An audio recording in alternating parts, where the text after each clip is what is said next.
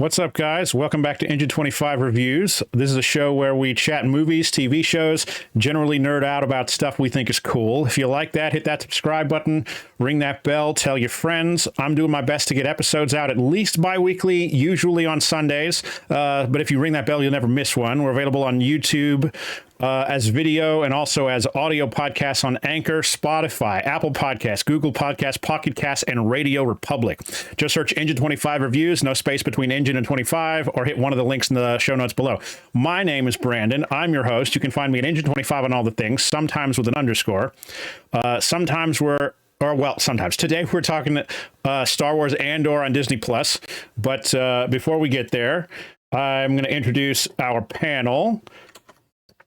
We've got my buddy Adam. He's your basic nerd and Star Wars fan. We've got Peter. He's a professional droid motivator specialist, ready and available to accommodate all of your droid motivator needs. And also Chase, who is just a tourist. He stumbled in on the street, and I invited him on the show. Regular Star Wars crew, if you've seen our other reviews about Star Wars on Disney Plus. I do have a question for you, Chase. Came up in my memories on social media today. 14 years ago, on November 25th, you, myself, and some other nerve herders who hate our lives, attempted and completed the Endless Set List in Rock Band 2. And I'm wondering if you remember that, because it was a good time. I'll never forget it. It took all night. It did. It's 84 songs, I think. Something like that, yeah. It's nuts. And of course, the most challenging songs are at the end. And it was actually our second attempt that we were successful, because the first attempt, we were on the last song, and, Xbox controllers have the Xbox button. And if you press it, that pauses the game. If you pause the game, you don't get the achievement in the Endless Set List. You have to play through the whole thing. So You're right. We did it twice. Yeah, we did it twice because somebody in the final song accidentally pressed the Xbox button, which was easy to do on those guitar controllers. Good times, dude. And it's was that before or after the time where we failed on the next to last song, "Vision" by Abnormality? Because I think it's the same time. I think garbage. Yeah. I think it's probably the same attempt. We went to Keenan's house, and we started at like 6 o'clock the night before, and then I got home to get ready for Thanksgiving at 11 o'clock the next day.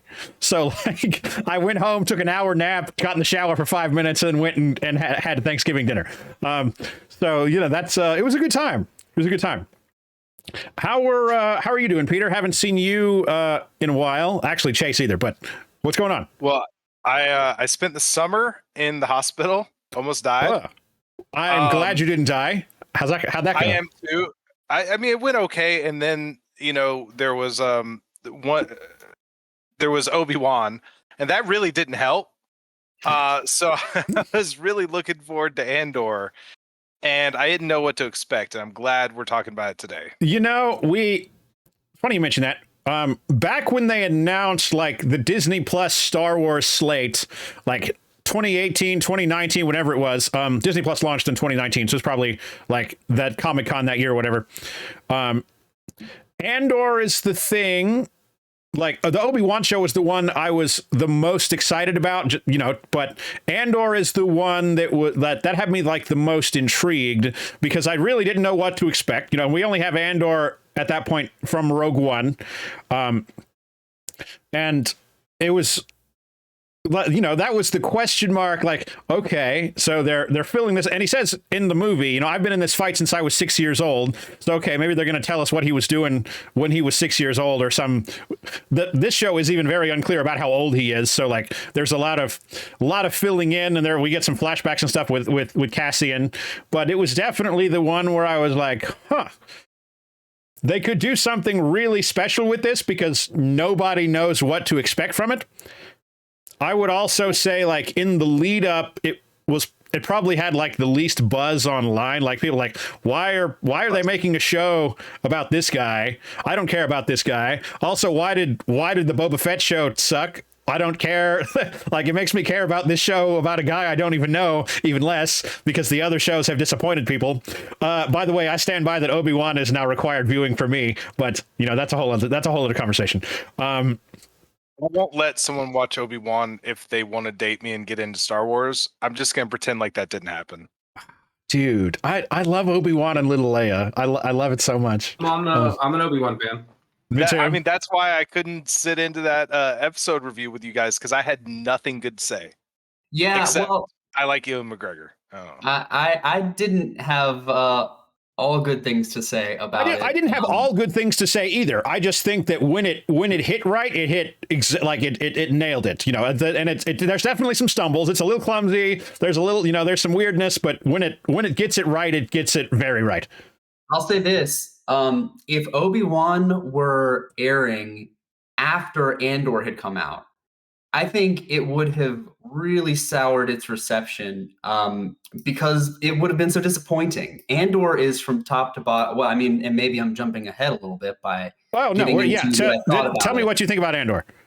It was real good. It's real good in virtually every respect. The writing, the acting, the production of it all, the action scenes too, right? I mean, every single bit of it was peak Star Wars, like exceeding any peak that Star Wars had previously established, probably. And to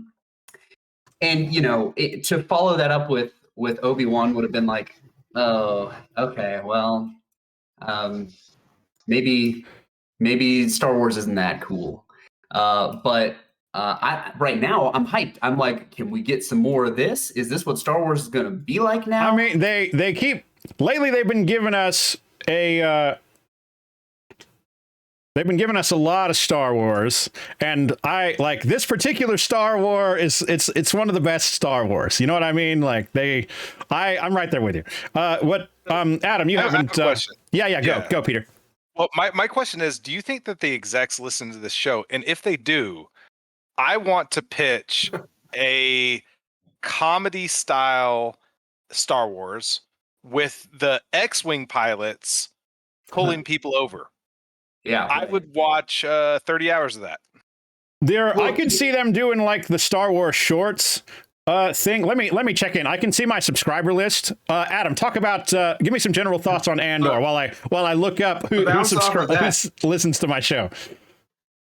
Bounce off that idea. Instead of it only being the X-Wing pilots, it could bounce back and forth between the X-Wing pilots and the two scout troopers out on patrol. I've got 38 subs. So the odds are good. Half of them have to work for Disney. Yeah, that's statistics.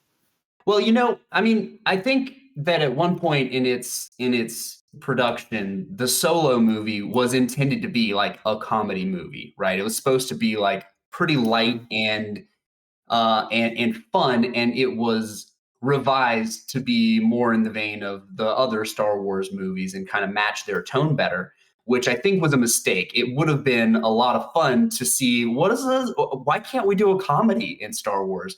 And I think this shows a proof of concept that you can actually explore a lot of different genres in Star Wars. It doesn't have to just be like, an epic operatic space battle or a Western. It can be anything. Star Wars is a whole galaxy that can accommodate any story you want to tell. I've been saying that for so long. The Star Wars galaxy, just as a concept, it is so big. Like, it is unfathomably vast in such a way that no individual can really comprehend how many people would exist in a galaxy if there are this many planets that are inhabited like this. You know what I mean? Like, there are how many people live on Coruscant alone? Like, obviously that's a population center. There's more people there than maybe any other planet, but is it like 100 billion people? Is it anywhere close? And that's one planet. And there are tens of thousands of inhabited planets in Star Wars. There's so much that this kind of every kind of story that you could imagine can happen within Star Wars and still follow the rules of Star Wars. And it's only because Star Wars as a concept is just so vast. But they keep wanting to go back to this very small thing. And one thing I will say, like before we get into the show in a whole lot of detail, Andor does not have to be a Star Wars show. I think it works really well because it's a Star Wars show, but it does not. We lost Chase there for a second. That's okay. It would work just as well if it were another IP or a new show altogether, but it would not. Let's say if the Obi-Wan show, for example, that the parts of Obi-Wan that work only work because it's Star Wars and we know those characters. You know what I mean? You have to have space wizards yes. for that to work. Whereas, there are so many characters in Star Wars that we've never met. There are literally more characters in Star Wars that we will never see than characters that will ever be in movies. Does that make sense? So you can focus on these really small, tighter stories and still make it something new and special that doesn't have to interact with anything else.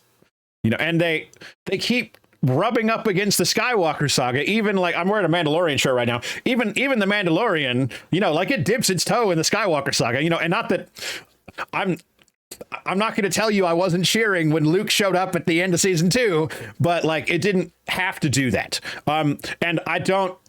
Andor doesn't do that, right? There are Wolf Yularen is in there, there's a face that was in the back corner of the first Star Wars movie, but it's not, he didn't have a speaking part. It's not.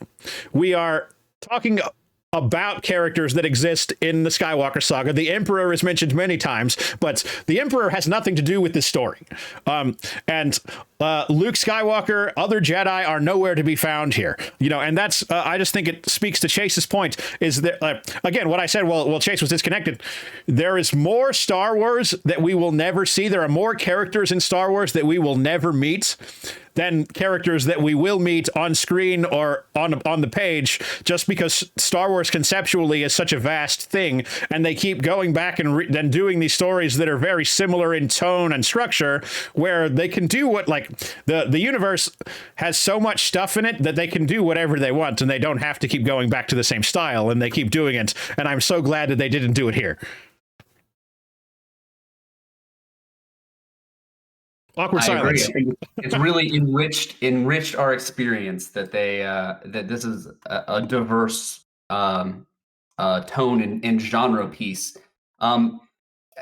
Also, when it comes to cameos, I'm feeling kind of when we were in Boba Fett, the Book of Boba Fett, when Cad Bane showed up, I was like, oh yeah, it's Cad Bane. Now that didn't make the show good. But I was hyped to see Cad Bane. Also, Cad Bane didn't do anything cool. Luke did cool stuff in The Mandalorian. Dude, Cad Bane's existence and seeing that character walk onto the screen was a big deal for me. Just because I love character design in Star Wars. Oh, yeah. And Cad Bane is a walking trope that somehow works. I love Cad Bane. And the whole blue thing. Yeah. I mean, I'm just saying Star Wars is a trope. So Star Wars made all the tropes. Right in. Well, but that's all to say that, when Cad Bane shows up, okay, it did have an effect on me, but I don't know that it really enriched the show. I agree with that. And I've been reflecting on kind of the cameo Star Wars phenomenon, kind of in the way that when the Harlem Globetrotters have a cameo in Scooby-Doo, right? It's oh, I know who those guys are, right? They aren't really part of Scooby-Doo, but they're here in this episode. And the original trilogy, even, the characters from that kind of feel like they're the Harlem Globetrotters in Scooby-Doo. It's oh yeah, Luke Skywalker's here in this episode. He's not really a part of this story. He's never going to be a part of this story because we're too afraid to make a Luke Skywalker story. So he can only show up and be a friendly face and say, hey guys, it's me, Luke Skywalker. And then be gone and have not really made a big lasting impact on the characters that he met. And that's too bad because, it's almost like there's a partition in Star Wars media now between like the movies and particularly the original trilogy and the prequels, and then like everything that Dave Filoni has made. And I love everything that Dave Filoni has made, but it's almost like a world unto itself that only incorporates the movies by reference. I would say maybe Clone Wars is not that way so much, but I'm mostly talking about the live action shows, right? Um, and I want to throw in one more cameo. I would say that especially in The Mandalorian, the planets that we see in a lot of ways are just like Luke Skywalker showing up. Going back to Tatooine is like, oh, I know that planet. right. But like, why did we go back to Tatooine? And if the answer is because that's where Pelimato lives, I'm willing to accept that. Right. I mean, Andor was willing to say like, hey, this is a planet called Narkina 5. It's new. This is a planet called Morlana 1. You don't know anything about it. You don't need to know anything about it. We'll tell you. We'll show you what it's like. And I mean, that's a fun ride for all of us. That it's like, yeah, this is a guy named Nemec. Here's his deal. You've never seen him before. This is the guy who, Anto Krieger. I was like, okay, this seems like he's a reference to somebody, right? Like he was probably in some. No, he's a new guy. He's just a new guy. That rules. Adam, I think we cut you, dude. What happened? Like, well, we just haven't gotten first impressions. Where are you at with all this, man? You talking about me? No, No. he said Adam. That's me. Oh, Yeah. No, I mean, I haven't had anything to say because I essentially agree on all counts.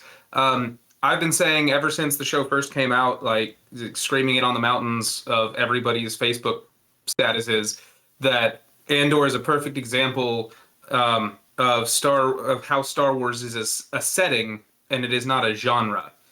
And that's something I think Disney struggled with since the acquisition, because is Star Wars a setting or is it a genre? And I think that question is more complex. And as the season went on, Andor made me question my initial view on that. But it definitely begins, and it shows that it is strong as a setting. As Brandon said, it's a huge galaxy, and you can tell any story that you want. It doesn't always have to be Star Wars, the story of good versus evil. I feel like one of the strategies that they've had that I actually enjoy is a lot of the auxiliary shows and like Rogue One are answering questions that we all had. Like it's almost infuriating to me that we have the mini Bothans died lady on tap and we still haven't seen a Bothan die. So calling out season 2, I want a bunch of Bothans to die because Yeah, but that's for the second Death Star. Oh, you're right. For that. Many Bothans died during the second Death Star. Well, no, yeah. So like season 3. Maybe. Well, I think they've already. Well, there can't be an Andor after that. Right. They have to be a different show. Oh, I'm sorry, guys. Yeah. Spoilers for Rogue One. We know the end of Andor. He gets to hold hands finally. There is a finite point in the timeline where it cannot progress beyond. Adam, you mentioned good and evil, and you put some stuff in the notes here. Can you talk about that? I know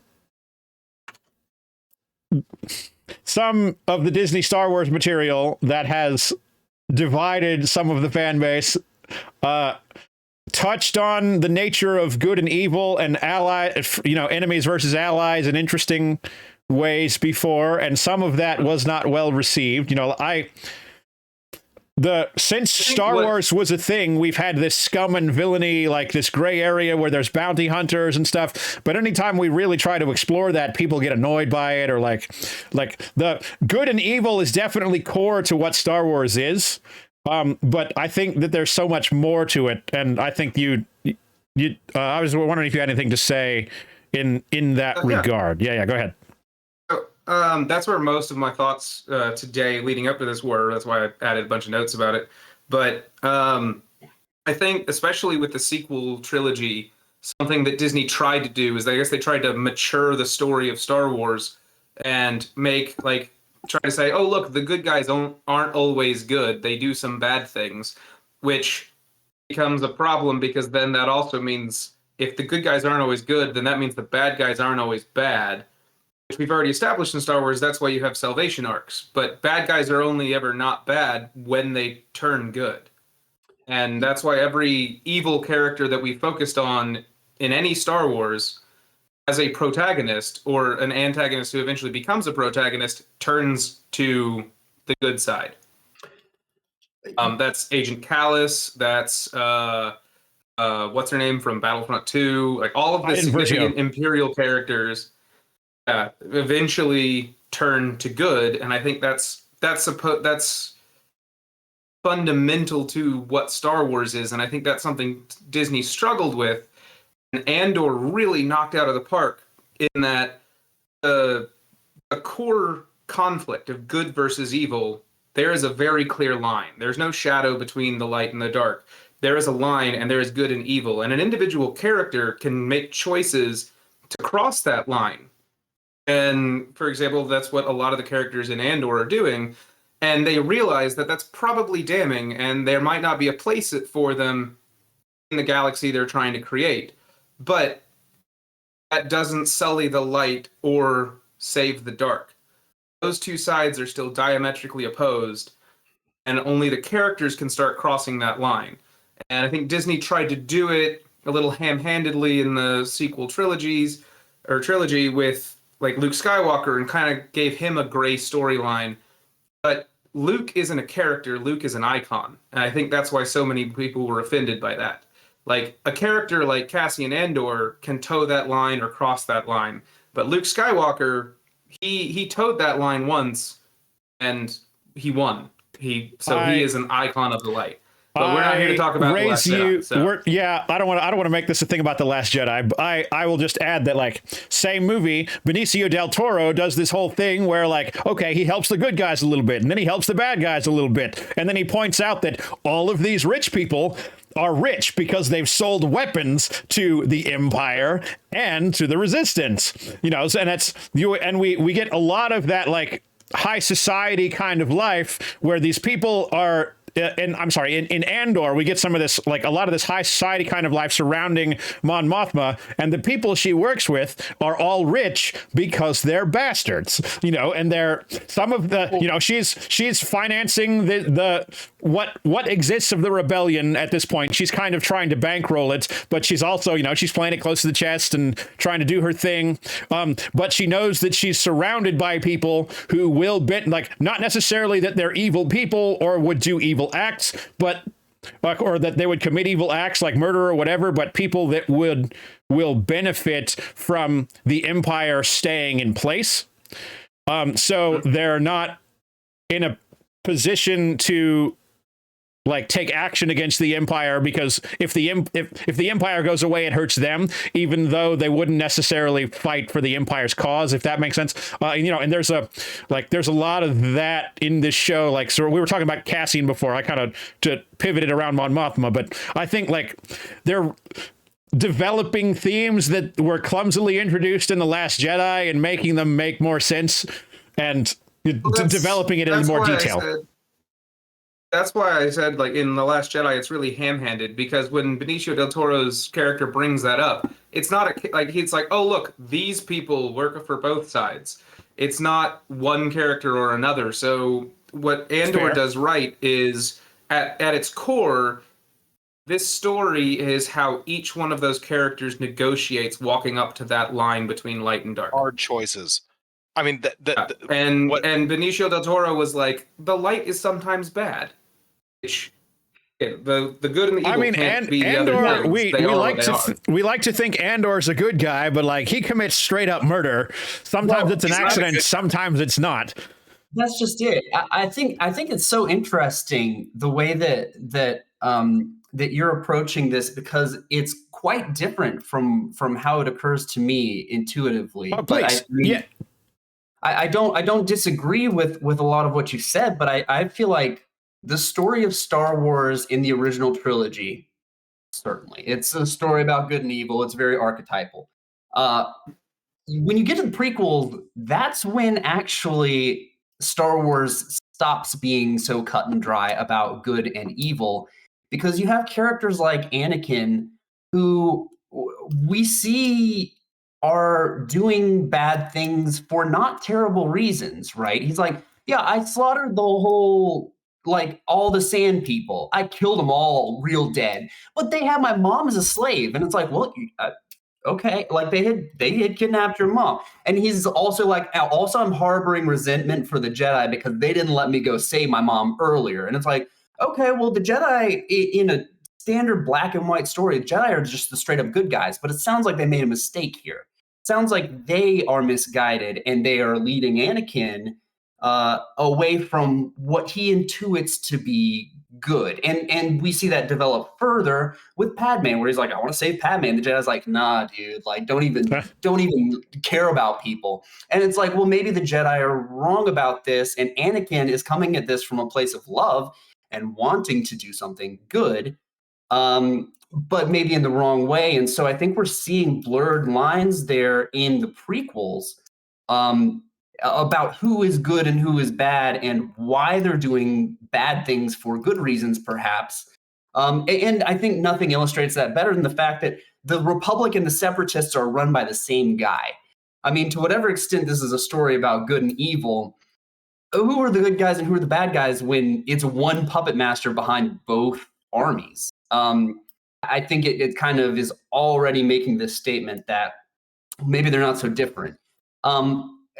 In Andor, I think we see that maybe this delineation between good and bad isn't useful, or good and evil, I should say. I think that's a clearer framing. It's not a useful framing. Maybe it exists, but who cares? The point is, like, how can you materially impact the world you live in?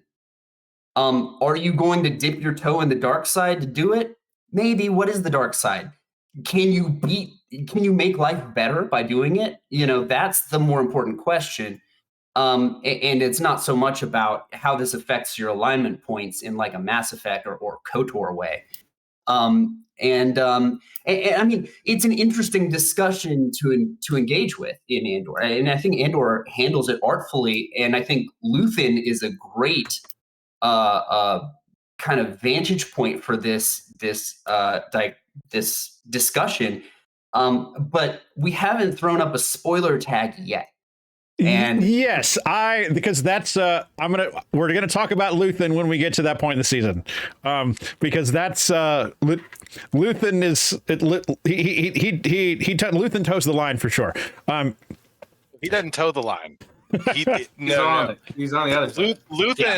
Luthen does evil things, and one of you guys who's way better at quotes than me, this whole show to me seems to answer one of the open quotes from Rogue One, where Cassian Andor is like, we've all done terrible things for this rebellion, and now it's our time to redeem ourselves. That's not the exact line. I'm sorry, I'm not great with lines. But to me, I was just like, what terrible stuff did you do? Can we see that? Now we can. Yeah, that's kind of, we're filling in the gaps here, Let's we talked about Mon Mothma a little bit. We poked Luthen, but we're gonna get a little bit. We're definitely gonna talk about Luthen a little bit more. Let's talk about some of the other cast here. Diego Luna is amazing. And he's hasn't been in a whole lot of like American movies, but like he was one of the two kids in E2 Mama Tombi, and like Diego Luna's been around a while, and he's in a bunch of good stuff, and he's just as good. And like he's again, like we haven't thrown a spoiler tag, but he has a lot to say without saying anything. He gives looking sad and confused all the time. But is he sad and confused? Like Luthen's real smart, and he picks up on like people when people are fucking with him, like pretty easy. he kind of knows that he's a loose end and stuff, and like, you know, like he puts on an act. He during one of the episodes, you know, he has a brief casual fling with a character that we never see again, and that's I am convinced it's because he wants to look normal, because he knows that if he attracts attention to himself, it's going to be bad, you know. But he also he just wants to look like a guy who's on vacation, so he does things that a guy who's on vacation does. When he's actually there to work and he's there for a specific purpose.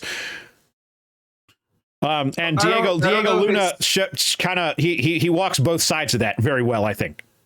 Go ahead, Adam. Yeah, I don't know if as a character, I don't think it's that he's trying to look just like a guy on vacation.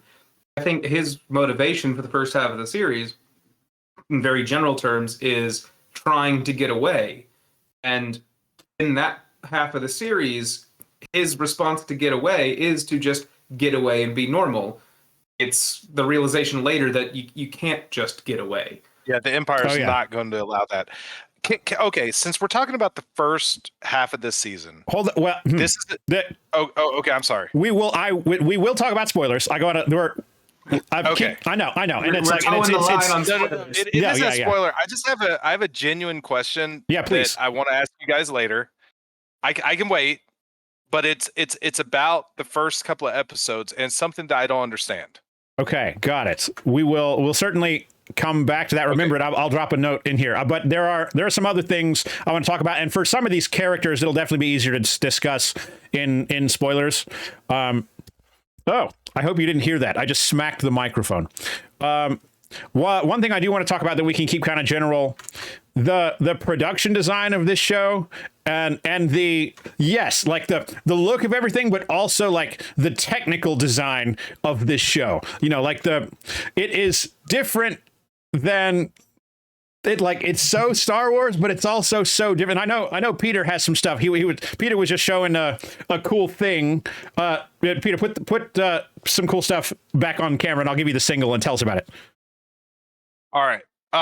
So I recently went through a breakup, and the way that I solved my breakup energy was by buying props that I saw from Andor on eBay. And the amazing thing is, these are all new things introduced into the Star Wars universe, so they're still really cheap on eBay. Nice. This is a Bell & Howell camera, similar to the binocs that electro binoculars you see in the show. This is an original light gun from England that gets turned into the Corpo Morlano blasters. I was also able to pick up some vintage electronics that they use. And as much as possible, the production team used things that were available in the 70s and to try to nail the Star Wars look and feel. You can see the Vitamixer in one of the episodes. Excellent. Which was it's a retro futuristic staple. Really go back and watch those episodes. They've taken so many common items. There's a sewing kit and a hexagonal sewing kit that was very popular in the late 70s. They've taken these common items and put them in this universe, and now because we're 50 years out, they actually feel exotic, and that's kind of wild to me. And that's my whole statement on that. If y'all go look at Parts of Star Wars, it's a Facebook group. You can pick up these things for cheap right now because I don't know who's going to carry this stuff around except cosplayers. Well, that's how the props were made for the original trilogy, is it was all random stuff. And now a lot of that stuff is really expensive because of cosplayers. Yeah, right. But that's also, in addition to the random items that they've implemented, the things that they crafted also, I think they really had an eye toward the original trilogy aesthetic and this like 70s vision of futurism, where like the screens, all the displays are like, just very basic. It's like they're watching someone play Pong, right? And they're like, oh, look at the battlefield, right? Like we've totally wiped them out. And it's just a bunch of little dots on a screen. And it's like, sure, that's if they this takes place before A New Hope, and this is where technology is in A New Hope. So that's cool. They've like it's a loving attention to detail, but also to the aesthetic itself, and the costumes. Bear this in mind too. Really trying to show the development of some of like the fashion, like the rebel uniforms, are clearly alluded to by like the outfit that Brasso's wearing on Ferrix. He's wearing the orange jumpsuit that is going to become what we see the rebels wearing. And the outfits that they're wearing in the prison too are also these like white and orange. They're clearly going to develop into what we see the rebels wearing in the original trilogy. The guns that they take from the prison are clearly of the same kind as the blasters that the rebels are using in the original trilogy, right? Like 17. it's just, it was thoughtful, right? And that kind of development, we have it in the prequel trilogy too, right? It's like, you see how this ship is becoming a TIE fighter? Do you see how this ship's becoming an X-Wing? Like, do you see how we're getting there? It's kind of continuing that tradition of seeing how we get to. Whereas in the sequel trilogy, they're like, oh, the X-Wing isn't the previous step to another thing. We just have an X-Wing in the sequel trilogy. It's black. It's black. They gave it a new paint job. Yeah, I mean, well, yeah, and the engines are different and stuff, but it's like was a little different. Yeah, the engines are different on the T-70, but it's not like the ARC 170 to the T-65 X-Wing. It's just an X-Wing. Like that's like the And then when they had a chance to make more fighters, they were like, here's another X-Wing, and here's another A-Wing, and oh yeah, you don't really see it, but there is another Y-Wing. There is. So okay, I've got a comment go ahead, Peter. in this vein. Yeah, go. Yeah, so I just wanted to talk about Luthen's ship for just a second. The Fondor. Yeah, the Fondor. Thank you. If you guys, I noticed this. There's only one clear shot of the Fondor. Like, they did not pay us off. It's an amazing ship, and there are so few direct shots of it. I just want to watch the Fondor. Budget. Okay, budget. Go ahead.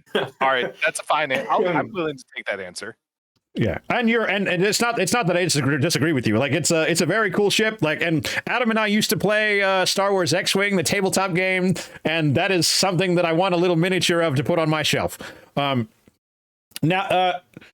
talking about production design, I'm gonna make a slight pivot. I want to talk about the visual presentation here, the cinematography, because it is like, compared to the really era precise production design like you guys were talking about, it also uses like really modern cinema style, like but it like it feels right. Like I wrote this out, so I'm going to read it so I don't just stumble over my words here. Andor has the best technical design of any Disney Plus series, maybe any Star Wars in the Disney era. Like, the first arc looks and feels more like a Blade Runner series than like a Star Wars show. And it's it's a lot of like unusual angles, and like starting with the very first shot, you see the Star Wars logo, you see you hear the Andor music, and you see the Andor logo pop up, and then the first shot is a dolly shot passing those vertical lights in the rain, and that is just, there's literally nothing like that in anywhere else in Star Wars, and it's just like, it's a really simple thing. It's just like, it's establishing this location, but it's like, okay, it's Long Bridge, and he's walking across this long bridge in the dark, but it's really really pointed, and it's nothing like anything we've seen from Star Wars. It's Star Wars for all the great many things that it does. It has interesting transitions with the wipes and stuff that have gone all the way back to A New Hope, but it doesn't do a whole lot creatively with the camera. It mostly just uses low angles. Like there's a reason that Han Solo always looks super tall, and it's because they put the camera at his chest height because it makes him look big and heroic.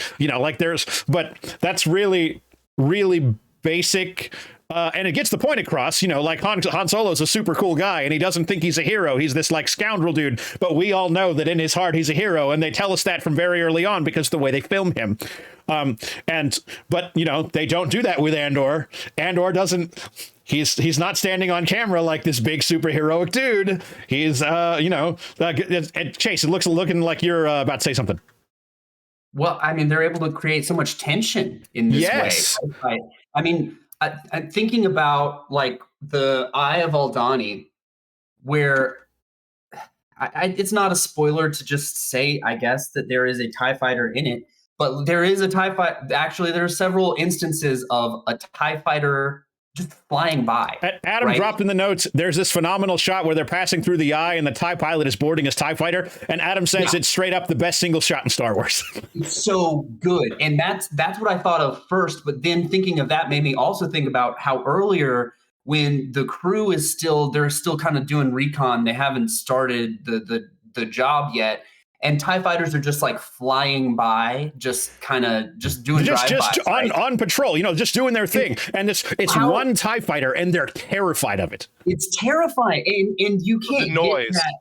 the noise, the sound design on that, right? And as you guys are describing these things, what I'm thinking about is these are visual metaphors, right? So that opening shot of a long bridge in the dark with the rain. That's the entire story of Andor. Yes. And yes. The terrifying TIE fighter swooping down. Of course, I don't know if this is a spoiler, but one of the characters says they're trying to scare us from above, but it's even more terrifying when we come from below or something. Yeah. And again, I wish I was good with quotes. Just dub over that. But what you guys are describing as great design to me is like these incredibly powerful new visual metaphors that we get because they stick with us. It's intentional design. No, like they put the camera in a specific place, or they do a specific movement with the camera, and they're doing it because they're trying to tell you something. And it's the kind of thing where you understand, even if you don't.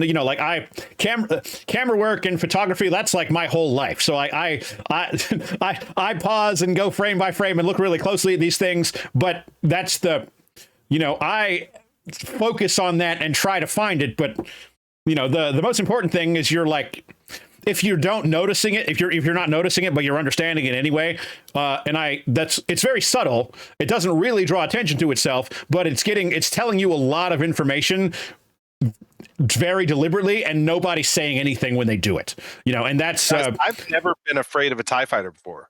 Every time I see a TIE fighter, I'm like, oh, they're just gonna die. Yeah, Luke or Han's gonna pull the trigger, and the TIE fighter's gonna blow up, and everything's gonna be great. Yeah, they're just a thing there to blow up. But then suddenly in Andor, and it's not just the TIE fighter, it is that you begin to see that the Empire in every way is disregarding or disrupting the lives of all these people.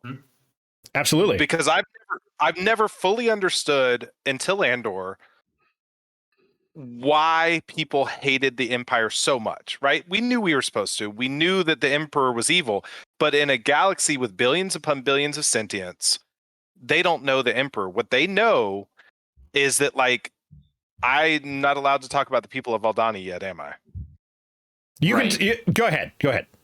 Okay, well, I'm going to continue this thought. So, yeah, please. The people of Aldani have a superstition and a religion that's key to the story of Andor, but what we see is that the Empire has not only contempt for what they're doing, but is actively destroying their culture. And we have seen the Empire do terrible things like bomb out an entire planet, but we've never seen them, through bureaucracy and contempt, destroy a local culture. And to me, when you look at that, there's kind of nothing worse you can do as a government. And so finally we understand that. Yeah, well, and also, I mean, Tony Gilroy has indicated in interviews that he's coming at this as a history buff, which is not so dissimilar from George Lucas's approach in a lot of cases. But I mean, like the people of Aldhani, their plight is similar to the situation that Scottish Highlanders found themselves in under British colonial rule. And I mean, the parallels are quite blatant, right? They're filming this in the Scottish Highlands, right? I mean, this is they even call it the Highlands, and they've pushed the people into the lowlands where they can be productive members of the empire's industrial complex instead of living the lives they were living before. This is a real thing from history, and it's pretty on the nose. And I mean, you can tell these kinds of nuanced and informed stories when you have something of substance to say, right? When you're willing to say, I think that what the British Empire did there was bad. If you are willing to make that statement, then you can impose it on the Empire's actions and tell a story that means something. And I was beating this drum in our Obi-Wan episode too. Much as you just said, it was never clear to me that the Empire did anything wrong unless you're force sensitive. And then, okay, they're rounding you up, but my understanding is force sensitives are kind of rare. And what does the ordinary citizen's life look like in the Empire? Are they safe? Are they happy? Are they free? We don't know. We never see them. We only ever see the chosen ones. What do ordinary people look like? And Andor hits that out of the park. They show us the ordinary people. They show us their communities. They show us them having meals together. They show parents and children spending quality time together, and what lessons Andor learns from his mom or dad. Right? I mean, they have an old dog in droid form. Right? These are all like my boy be too emo. Yes, he's so good, and I weep openly every time I see him. And it's just like these are the kinds of personal stories that have been missing. And I love to see them. It is so it enhances the world of Star Wars immeasurably. It absolutely does. And and I don't want to hate on Star Wars for not doing it previously, but like we had 12 hours of this show, and that gives it time to breathe, and we can really look and see these things and examine them closer than we really ever could have before, at least in the visual mediums. I'm not a novel guy. I've read quite a few of the comics since Disney's taken over, but I only say that to say that I don't know if they talk about the average folk in the novels, but they really don't much in the comic books. So. No, the novels have primarily been focused on heroes, like the previous media we've gotten. And I anticipated that to be the case. Yeah, there's some stuff like in the Ahsoka novel, which I guess has been retconned now by Tales of the Jedi, but it was canon. There's some interesting retcons in Andor, if you can call them that, and I don't think it's a spoiler to say, like, if you look at the visual guide for Rogue One, there's some background information on like Cassian, and it says he's from a planet called Fest, right? And then early in this show, they point out, or like somebody's talking about Cassian. I was like, where is Cassian from? It's like, well, his Imperial criminal record says he's from Fest, but we learn through the show he's actually from a different planet. So it's like that book, that Rogue One visual companion, like that's like that's the Imperial propaganda version, not the factual version. Like, and it's like I almost think I appreciate the attention to detail that they went through to make that reference, because like you and 3 other people are the only people that would complain about it on Reddit. I would not. Well, I didn't complain about it. I thought it was great, but I have seen. I read Reddit, and there were complaints about it. But yeah, before we go to spoilers, somebody said they want to talk about the music, but didn't say who it was. So if you want to talk about the music of Andor, which is awesome, please go ahead. Yes, I wrote that. The music's so sick. And it's another thing that's like a departure from what we have come to expect as standard fare in Star Wars. Don't get me wrong, John Williams' scores are incredible. They're the best in the business. But this is not that. And it works. It works real well. From like the kind of like synthy techno on Niamos. I mentioned Blade Runner before. Like it's like the soundscape. It feels like Star Wars, but it feels different and gritty and like new, like all at the same time. Yep, including well, so I don't know if you guys noticed this. I only noticed this because somebody on the internet pointed it out. But the intro music, which is typically fairly minimal, but it's different every episode. I did notice it's different every episode. And it, like the Mandalorian theme is very different than most Star Wars themes, but like I can hum that, and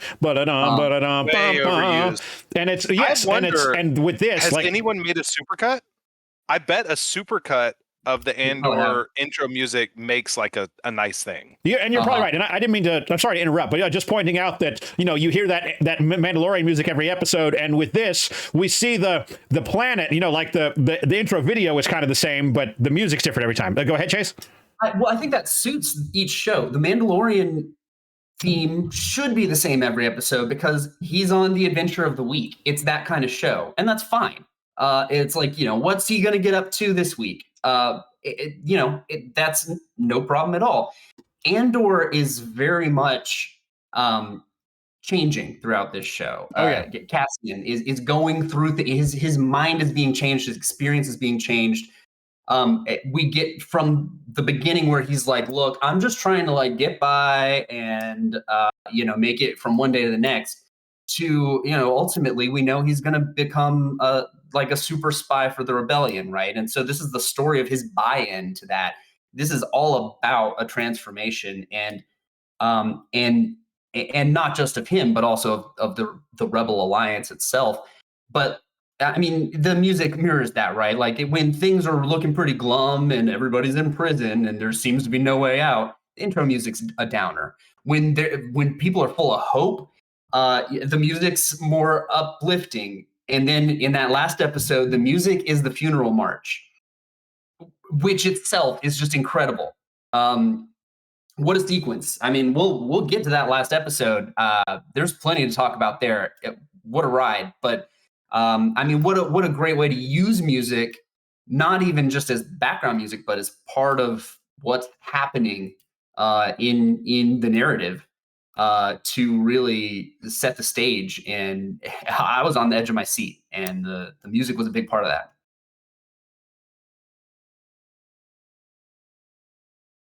Brandon, I think you're muted. Of course I am. Any other notes before we move to spoilers? We got a lot to talk about in kind of some more detail, but like it's obvious we all like the show. I feel like I say that on every episode, but it's just like Andor is so different than most Star Wars we've seen before. Like, and I'm applauding them for allowing this to be made. And that is, I have been begging for them to get away from the Skywalker saga and show us something different. And this is still, it's really adjacent. It's real close. But I'm really excited for this acolyte thing they're talking about because it's not going to have any characters we've seen before. And that's what I want, more Star Wars that feels different and that doesn't involve people that we know. Like, in Andor is a big step in that direction. And it's proof that you can do something different and that people will respond to it.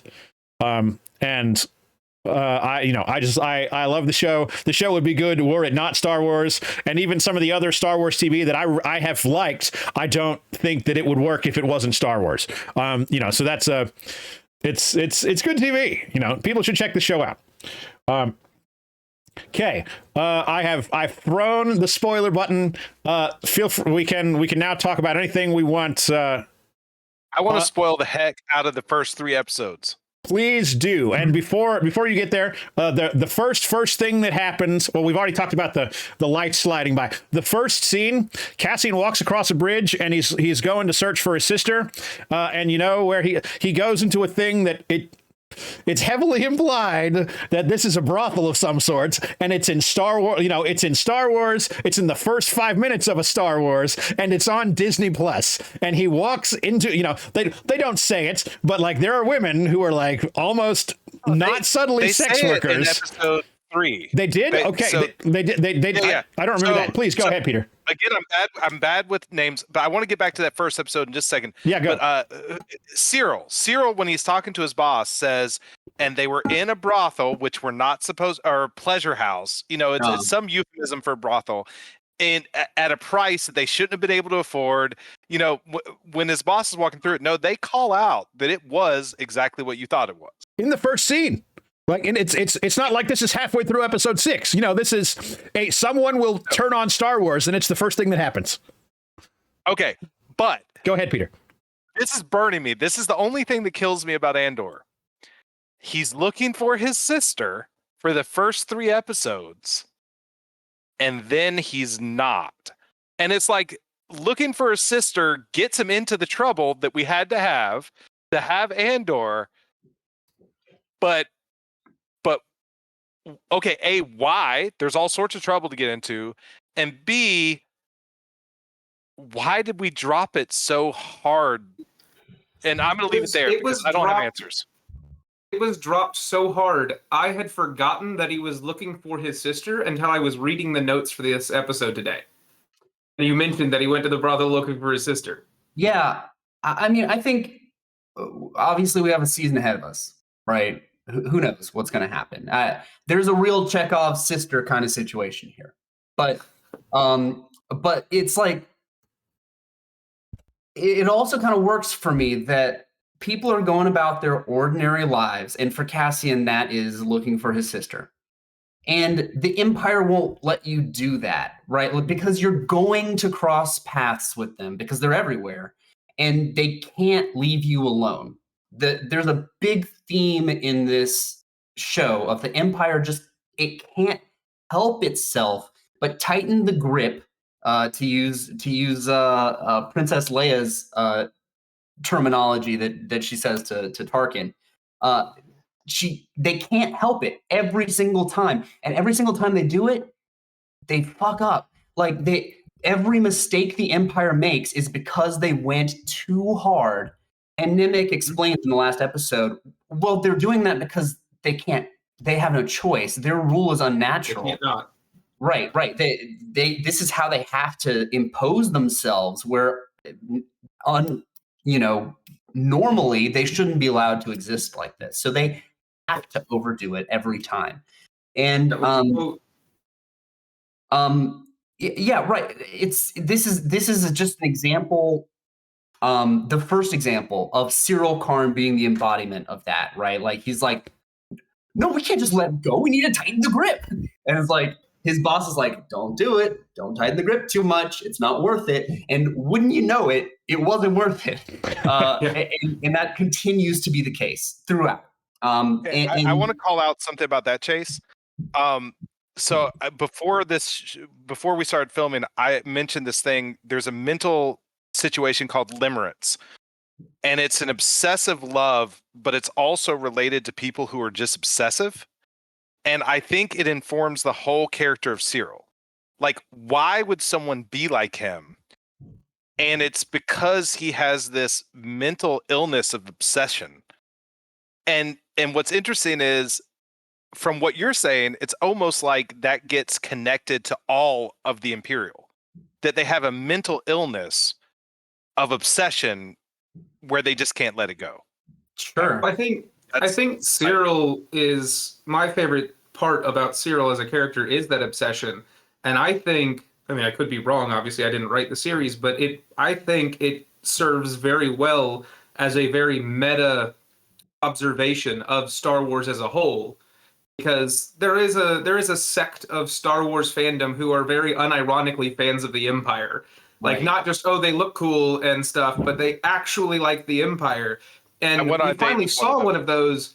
We saw one of those in Star Wars, and it's Cyril, and he's so crazy. Even the Empire was like stranger danger when he showed up. They were like, bro, it is not good for you to be this into this. Yeah, and also, he has, like, I couldn't tell if they were clone troopers or stormtroopers, but he has action figures of them in his bedroom because, he's moved back into his childhood home. He's got them. He's that guy. Well, but the only two people in all of Star Wars that excited about the Empire, and him and Sergeant what's his face Moss. Yeah, the guy who was there, who is also like the Empire's like, you know what? Just go off on this backwater like industrial planet. You are way too not chill for anything that we're doing. So I will call out that if you remember the Jyn Erso escape scene, one of the dolls that she discards is a stormtrooper. But I have a strong feeling that she had another doll somewhere that used to beat that thing up. I always imagined her like, having the doll fights and beating them up. That's not what Cyril was doing. No, he might have been like, take this, separatist trash. But no, he had his in a dust cover, and he would still take off the cover and dust it every week. Yeah, Cyril is awesome. I mean, like, not actually awesome, but the character Cyril Karn is so sick. And I mean, sure, he has obsession, which I think you're right, can be mapped onto the Empire and is explanatory, because it's like, well, if you're not obsessive, you don't become an Empire, right? Like you would just let things go on their own if you didn't have this quality of being obsessive. So I think there's a lot to that. Also, we see his home life, and he is desperate for approval from anyone, just anybody. Like the ISB takes him and interrogates him. He's like, "I love you guys so much," and This is great. it's like, "You should not love us. Like, dude, we're here to extract information from you." He's like, "That's why I love you." Right. This is just a test. I understand it's a test. Now I'm going to stalk you right to the ISB office. Right. It's great. Shout out to Edie Karn, Cyril Karn's mother, played by, I think it's Catherine Hunter is her name. She's an actress that was in the HBO's Rome that came out like when we were in high school, and I loved that show. And she's awesome. And in this show, she's also awesome, but she's awesome because she sucks. Yeah. Yeah, I mean, we've had a lot of bad dads in Star Wars. We've had a couple of okay moms. They're usually there to die. But now we have that mom, the one that you would be so terrified if that was your partner's mom. Let's just say you have a bad mom in Star Wars. It might be a first. mom. Good. I mean, like, her criticism of his brown suit, or the height of his collar, or like the trajectory of his career, just all of it is just like unrelenting, and he can never get one over on her. He can never one up her. He tries sometimes, and it's just so impotent. It's it's so good. No, those scenes are like, you could argue like, well, this isn't really directly about Andor or whatever, but those scenes are so great, and you know that Cyril's going to be there to keep throwing wrenches. Like, he's not going to let Andor go, and he's not going to let the ISB agent, what's her name? Dedra. Dedra Miro. I think he's gonna become ISB. Yeah, I mean, he loves her and he hates Andor, and that's enough to just make Andor's life suck. You're not wrong. And since you brought up Dedra, I want to talk about Dedra. Dedra, there's a progression here with Dedra, and I don't know if I would call it a character arc. Because I think she's she doesn't change much as the season progresses, but the way that the show shows her changes. In that first arc, that first little bit, she comes up in the show, and it's painted like, okay, this is going to be the Empire character that we sympathize with. Okay, maybe the Empire isn't all bad. It's and like we've said earlier on, like the show is really good about showing us why the Empire's terrible. But Dedra is this like woman in a man's world kind of character. So it's like, oh, okay, so she's just stuck in a patriarchal system where she's just trying to prove herself and say like, okay, I can be just as good as the male agent next to me. Except later on, we then find out that that's not who Dedra is at all. Dedra's a fucking fascist, and she is terrifying. And just nothing but applause for Denise Goff, who's just like, Agent Miro is like, she might be my favorite character on the show, and it's because I hate her so much. Yeah, it's true. Like, two things are true at once. Yes, she is a girl boss, yes queen, slay, like she, because she's good at her job. She like she is right about things. She is owning these other people. She's got good ideas, and she's got like an unorthodox approach. And it works. And it's like, okay, cool. I'm rooting for her. She's an underdog here. And I mean the actress was she gave an interview that was like, yeah, this is how this is supposed to be structured. You're supposed to be rooting for her at first, and then you're like, wait a second, no, she's a bad guy. So bad. Excuse me. Yeah, it's very good because it really illustrates something about audiences that's true in so many different franchises. They were easily manipulated. Exactly. We'll root for whoever you show us, right? It's like, oh yeah, I hope Walter White gets away with this one, or like, yeah, I hope that the Joker beats Batman this time. The Joker's so cool, and it's like, wait, no, he's not. Like, he is a bad guy, and I see why you had to have a whole him. series explaining to us that the Joker is really the bad guy. Right. I mean, you can watch American Psycho and be like, I sure do hope Patrick Bateman can not get caught for these murders. But like, no, wait a second, take a step back. Just because he's the protagonist of this show doesn't mean he's admirable. And I mean, that's what we're experiencing with Dedra too. And I think that's lost on a lot of audiences where they're just totally like, yeah, I want to be like Walter White. You shouldn't. You missed the point of Breaking Bad. He's the bad guy. It's like people who like love the Punisher for like all the wrong reasons. Like, right. Dude, the Punisher hates cops. Yeah, or Scarface. Yeah. Goodfellas, The Wolf of Wall Street. I mean, the list goes on where people are like, oh, I want to do the thing from Wolf of Wall Street. It's like, yeah, but he was a monster. Don't be like him. Okay, we're talking about people who do bad things, and I definitely wanted to touch on Dedra. We mentioned vaguely, we talked about Luthen, and Luthen comes into this show. He's he hates the Empire. He's here to burn it all down.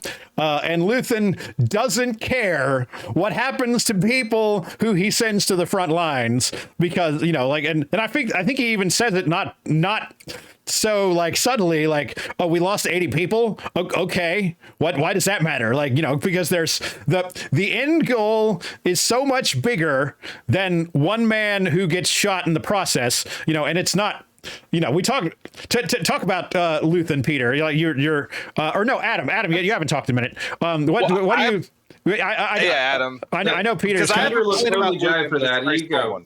Yeah. Peter, okay. Go ahead. I have a very small point about Luthen. Yeah, please. Okay. First of all, there's this interaction between Luthen and Cassian where Cassian says, basically, I thought you were in charge. And Luthen basically says, too bad. Like, here you go. You're going off to work for someone else. But because of the entire arc of the season, I don't think that Luthen is actually the mastermind. I think that Luthen's assistant, and again, I'm bad with names, I think she's the mastermind. And I think that what we're going to find out is that Luthen is there to do what he does, which is be deceptive, be scary as hell sometimes. Like, I think that he is the mouthpiece for his assistant. Mm-hmm. Clea. Clea is her name, yeah. Clea. Yeah. So I think that Clea, I think we have another woman of Star Wars who is a badass, but quietly in the background, a lot like Mon Mothma. And so I think one of the themes of this show is that the people that you think are in charge aren't. Sometimes. I don't know. Yeah, and I think that's supported also by this notion that Luthen says of like, look, I'm not going to get the glory for this. I'm not going to see the sunrise for this thing I'm working for. Mm-hmm. It's about working behind the scenes. It's about sacrificing your ego to accomplish your larger goals. And I'll also throw in a thing about Luthen that we're given some hints towards early on. But do you think he's a Jedi? That's not what I was going to say. Luthen's a coward. You know, Luthen, he doesn't want any part of the fight on the ground. Like as soon as shit gets hot, you know, he comes to Marva's funeral in the final episode to pay his respects, you know, and he keeps his face covered. You know, he knows people are looking for him, whatever. But, you know, as soon as things get a little hairy, he up and leaves. He doesn't stay to fight back. He sneaks away. Like, you know, he's not proud of it, but I don't know if that's I think Luthen's a coward. Cowardice, or if that's just how spies work. Yeah. Like we think of James Bond like as our quintessential spy, and he's gonna stick to the fight because he's James fucking Bond. Like that's what he does. But that's not how a spy works. Because just like he was saying, like just like Krieger's guys, like their plant is worth way more than anyone's life. So him still being there is worth way more than what he could shoot a few stormtroopers in that final confrontation. Like, what's he really going to do? It's the weighing and balancing of the situation and knowing when it's time to say, all right, this is already great for us. It's time to GTFO and not be here. Because it's even better if they don't suspect we had anything to do with it, because we didn't.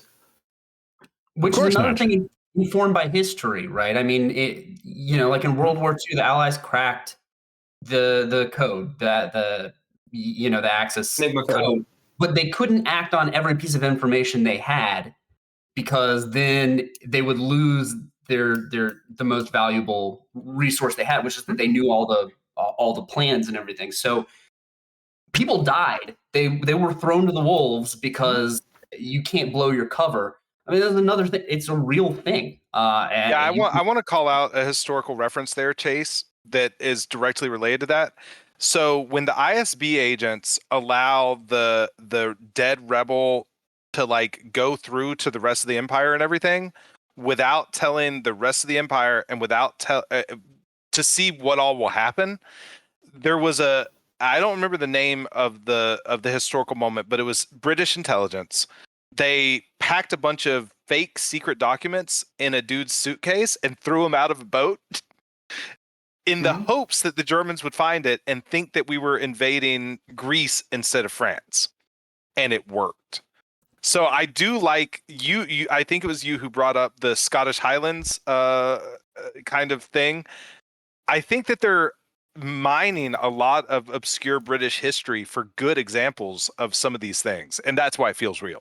Well, and as they should, the Empire is Britain. It's also America sometimes, but it's also Britain sometimes, right? Like the Empire is the man, and George Lucas is all about sticking it to the man. Well, it's imperialism. Yeah. Right. Operation Mincemeat, by the way, was the name of that operation. Sick. Yes. I'm going to assume you knew that and you didn't just Google it. I have a computer in front of me, but you can't prove anything. I've got a computer with 3 monitors and I'm looking at all kinds of stuff. There's one more thing about Luthen, and then I think we can talk about the show in more detail. But okay, there's a Jedi. Yeah. Damn it, Chase. Okay, you can tell me why you think Luthen's a Jedi, but no. He does have the style. Just more reasons why Luthen is not a hero. You know, he instigated this heist and set everything up, blah blah blah. And then once it was over, you know, he has this little moment where he's like, someone tells him that they did it, that it was done, and then Luthen he plays it cool, and then as soon as he walks away, he starts laughing like, haha, yeah, great. But because he's realizing what it really means, and other people figure this out. The point of the heist wasn't really to give the rebellion a leg up. The point of the heist was to make the Empire realize that these little pockets of rebellion are a threat to them. So it's going to make the Empire increase their chokeholds, where they all, it's going to make the imperial presence on these worlds even worse. So then that will make people realize that the Empire is terrible. It was not to say like, okay, they stole a bunch of money. Money's helpful for a lot of reasons, but the Empire isn't going to miss that money. What the Empire is going to do is they're going to, these little pockets of rebellion are a threat, so we need to shore up our defenses here. And it increases Imperial presence on these worlds, and that means that life gets a lot worse for a lot of people, for millions of people, because Luthen set up this thing. And he's like, yeah, that was the whole plan. That was exactly what I wanted, because that 50 lives don't matter to me. $50 million doesn't matter to the Empire. It's because Am I doing like it ripples in the pond? There's been rebel activity up to this point, but nothing that really proves that it's any threat to the Empire at large. And because the Empire knows that these people are out there and they're willing to do what has to be done, they're making lives worse for the average person. It's not the soldiers or the spies that are fighting for the rebellion. It's you and me and that guy down the street who just happen to live on a planet, and I want to go to my job every day and provide for my family. But now the Empire is doing, like, they're inspecting my suitcase every time I go to the office. And it's because this guy on this planet two systems away stole a bunch of money from the Empire. So it's and Luthen's like, yeah, that was the whole plan. And it's because they want you. Luthen doesn't want soldiers to rebel against the Empire. They want you and me to rebel against the Empire. They want you and I and Peter and Chase and Adam to say, wow, the Empire is really making my day-to-day life hard for reasons that I don't really understand. So I'm gonna go, I'm gonna stand up against the Empire because me and my friends are now fighting to get our bread for the week. And it's am I off base here? Like no. People are nodding and not saying anything. That's like Edra confirms that. Yeah, I mean, they mention it. This was not like a set. They weren't robbing us. This was an announcement. Yeah, we are here and we are willing to get your attention. Yeah, and that's also plugged into a big theme about this show, which, in addition to the fact that the Empire only knows how to respond to things by tightening the grip again. Yeah. And Luthen correctly identifies that. It's also there's a theme that Luthen conveys to Cassian. Cassian conveys to Kino in prison, and is kind of echoed throughout, which is that the Empire doesn't care about ordinary people. It's not afraid of ordinary people. It doesn't care. It doesn't view them as threats. And Aldhani is a declaration that you probably ought to start caring. People are not happy and they're serious about it. I don't think that they really anticipate that there's any kind of change to be elicited from the Empire, but rather I think that they intend to embolden one another by saying, hey, I don't like the Empire, and you're not alone if you don't like the Empire too. And just making a big public statement that, like, hey, everybody's doing it. Everybody's rebelling against the Empire. It could be you too. I mean, that's kind of what this whole show's about. As to Andor in particular, because like we talked about earlier, Andor is such a person who's being convinced. Nemec describes Andor as his ideal reader for his manifesto. Luthen comes and lays it on pretty thick to recruit Andor. It takes the whole sequence of events of the show to convince Andor, like, yes, I'm fully rebelled up. But like, that's what this is about. It's about emboldening people, and we see it happen to Andor.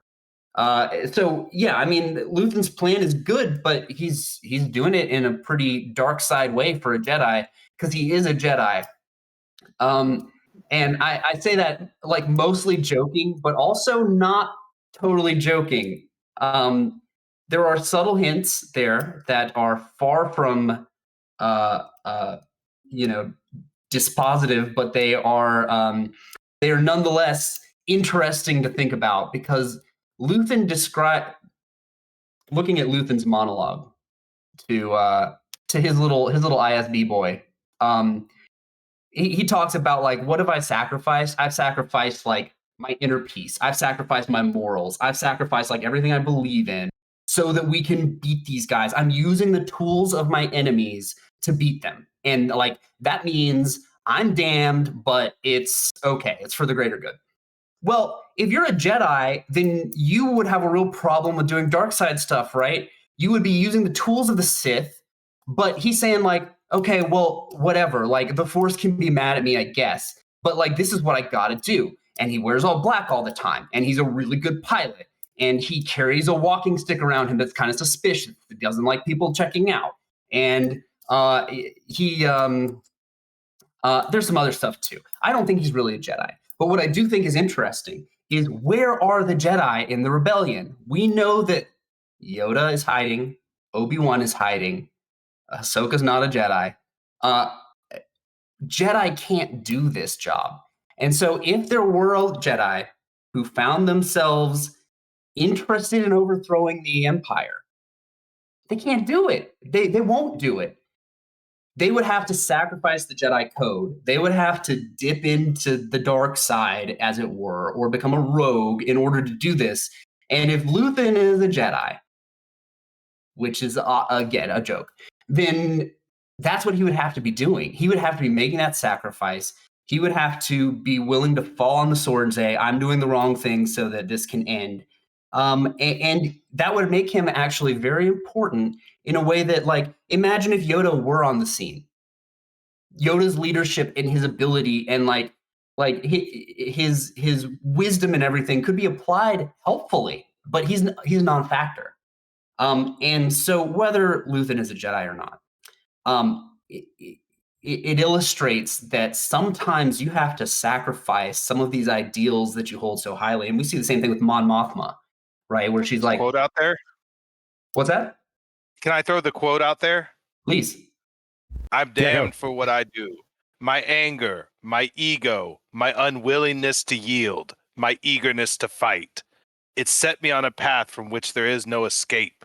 I yearn to be a savior against injustice without contemplating the cost. And by the time I look down, there's no longer any ground beneath my feet. What is my sacrifice? So I mean, that's the line. Yeah, it's sick. It's sick. But it's all to say that, I've been thinking about, like, how would Padme fit in all this? Padme was an idealist to the end, right? She believed in the Senate and that things could be done the right way, and then she died. Mon Mothma was like Padme, and now she's coming around to, like, okay, maybe this isn't going to work that way. Maybe we have to break the rules. You have to sacrifice something. Right. That's something that the Jedi we know about are not a part of. They just show up at a late hour and they say, we do have superpowers. We can help you execute this plan to blow up the Death Star, but they're not a part of the rebellion, really.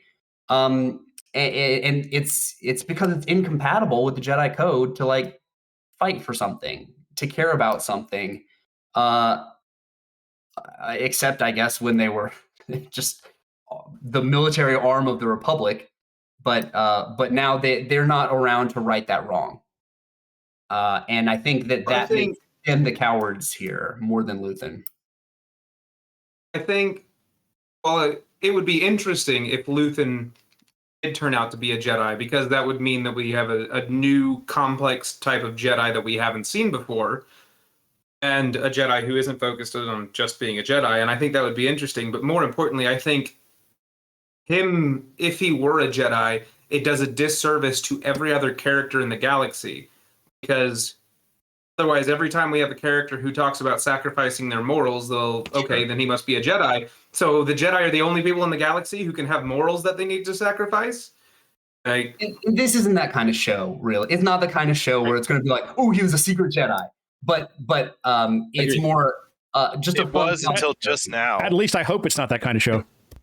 Yeah. No, you guys, the 38 people that are all Disney execs that listen to this show, y'all just changed their minds.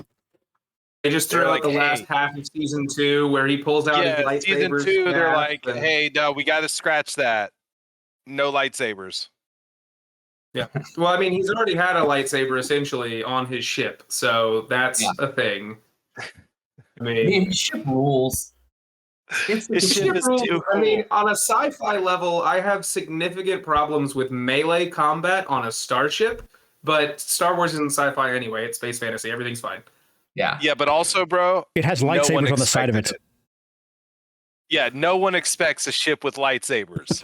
Yeah. Were they lightsabers or were they just like super long laser things? I have no idea, but Does the Dude, I think difference they matter? had to be the same. They had to be the same tech as lightsabers because we've never seen like a a sustained laser. laser.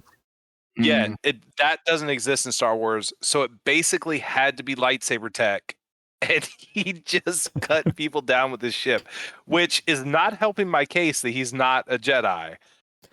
But if he is a Jedi, I hope they just Yeah, never admit it.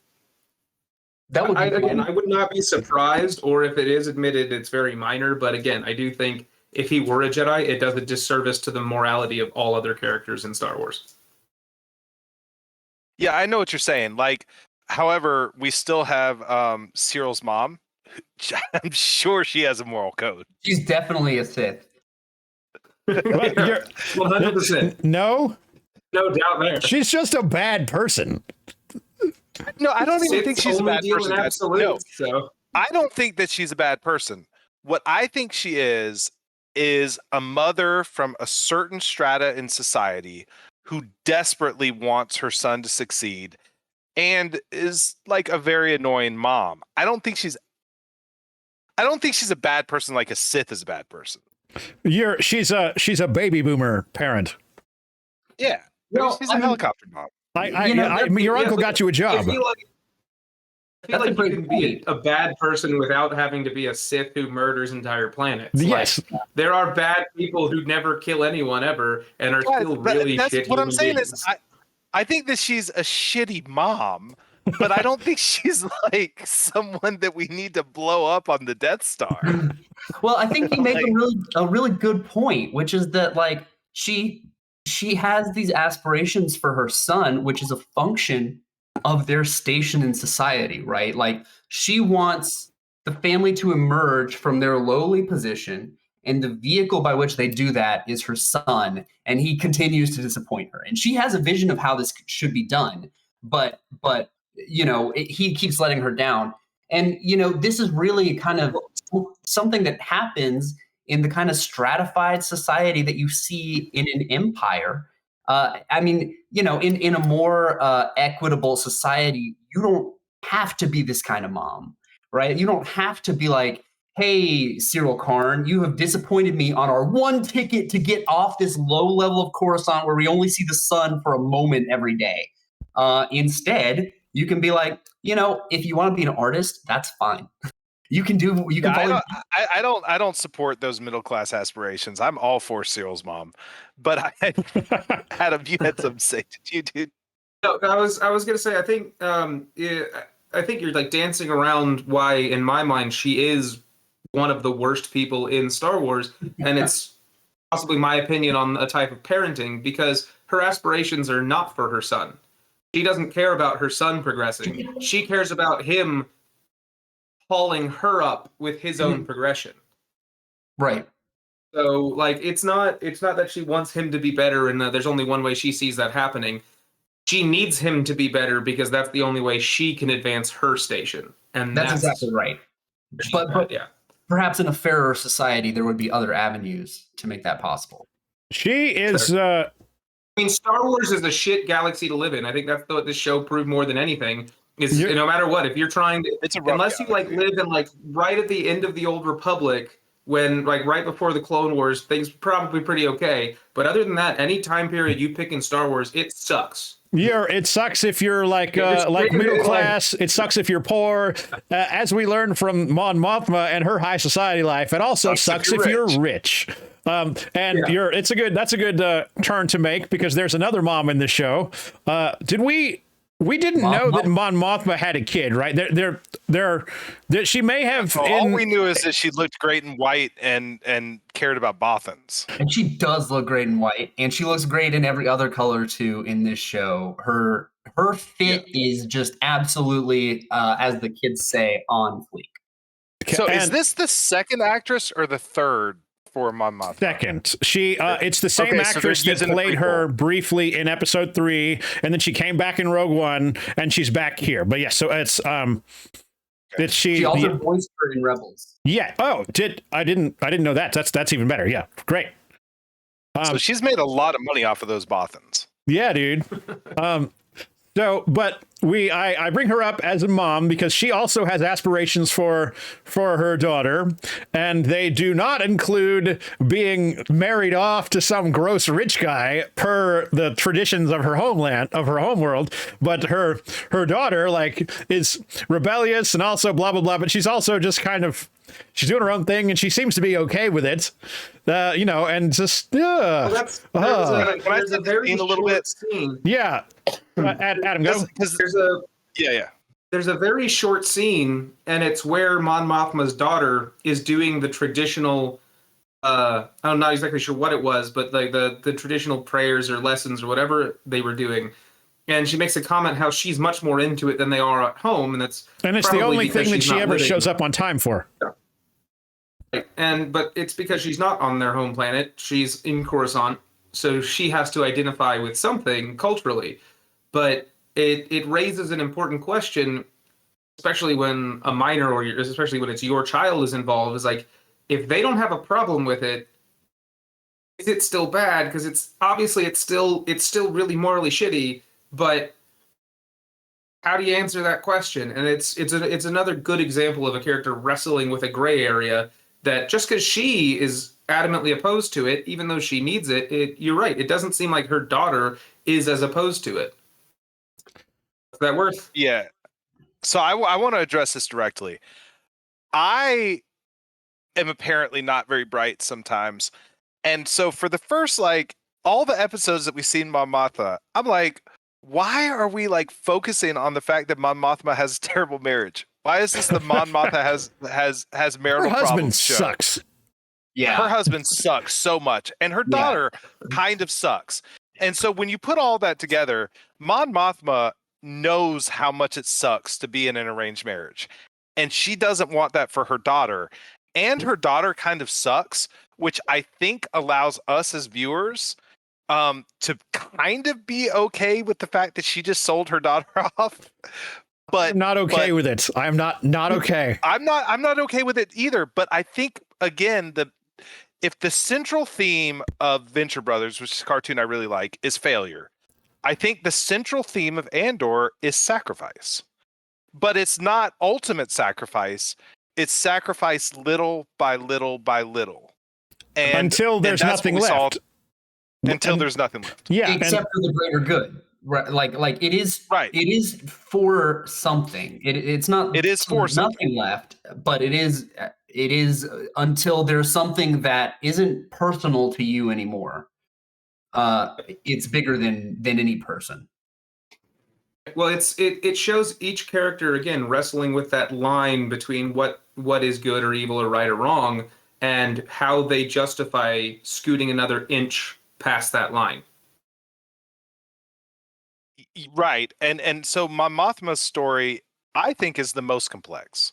It's more complex than, everybody hates Cassian is what they should have called the series from the beginning. And he really Nobody sets likes himself up. Nobody likes Cassian. And that's hard for me as a viewer for the first 3 episodes. Nobody likes Cassian. So, but Cassian, in a lot of ways, exactly. And he he creates his own trouble. But what you see with Mon Mothma is, she's kind of created her own trouble, but it breaks her heart to go through what she's going through.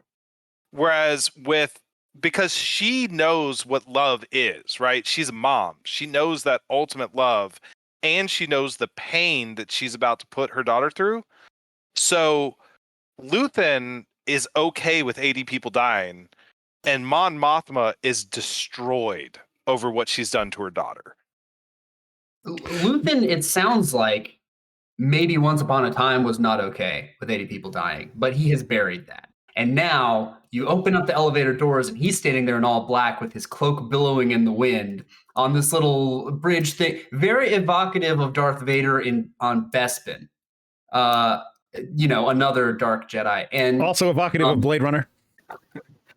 Yeah. But it's like he has become a lean, mean rebellion machine, right? And Mon Mothma is in the process of getting there we know from the sequence of events that follow that she never fully gets there, right? I mean, I think the canon story at present is that, after the rebellion defeats the Empire, she's really quick to demilitarize, which leaves them vulnerable to the First Order taking over. I don't love that storyline, but that's what happened.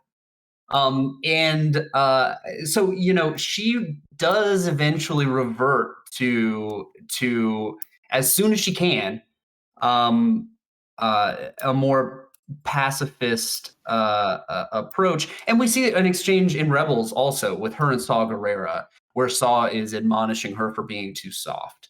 That was made before this show. Maybe they're not exactly in step with one another, but nonetheless, at present, we have reason to believe that Mon Mothma isn't quite as far down the road as Luthen has gotten, and she will jump back as soon as she can. And we were talking about Luthen a lot. What Luthen understands what has to be done and he doesn't care if we lose a few people along the way. But Mon Mothma is on the other side of it, even though they are allies, right? Up until the Aldhani heist, she is bankrolling him indirectly. He owns his little antiquities shop, and the way that he's financing these little black ops that he's doing is because she goes in there and buys stuff and just claims to be a collector, because that it gives them a way to launder money. Basically, she has she's loaded, he's not, but he owns this little store, so she goes and buys overpriced merchandise so that he can fund his little operations, and then she finds out what he's actually done with the money, and then she's like, wait, this can't be what has to happen. This stuff, we were just talking about how she's shattered because she has to give away one person, and now other people are going to die because of this. And then she realizes, okay, the Empire is going to increase their chokehold on all of us, and it even happens to her, right? They begin monitoring her finances, basically, she can't, so even though they are, at least at the start of the show, they want the Empire to go away. They want life to be easier for people. They are allies, but she realizes after Aldhani that she isn't willing to do it Luthen's way. And that creates some conflict, and that kind of breaks them apart. And then turns out that this Vel character that was involved in the Aldhani heist is her cousin.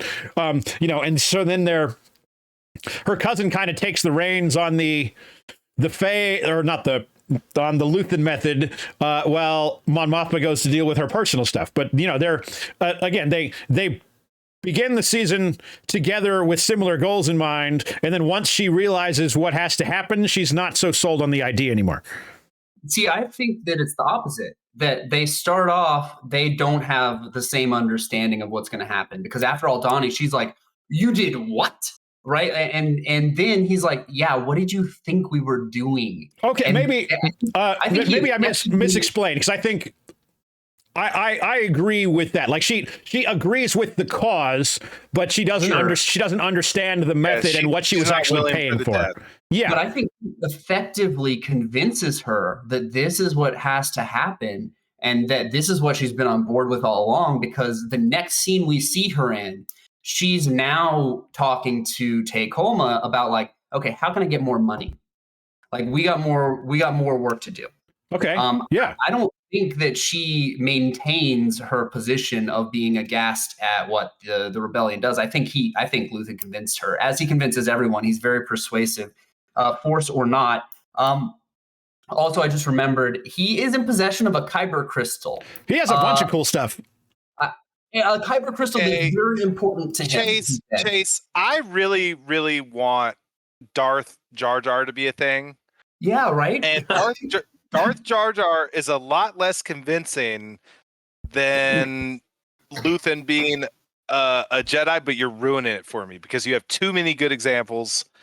And on that note, guys, this has been the best chat I've had about Andor, and I've really appreciated it. I hope when I drop in a couple of seconds, it's not going to screw up the video screens. But if it does, viewers at home, it was because Peter had to go, not because of anything else. It's all good. I'll make it work. Thanks for hanging out, dude. Thank you. Thank you, guys. Are you guys still with me? Still with I'm you. still here. Okay. As long as Discord's still working, we can got keep the about show 20 going. more minutes.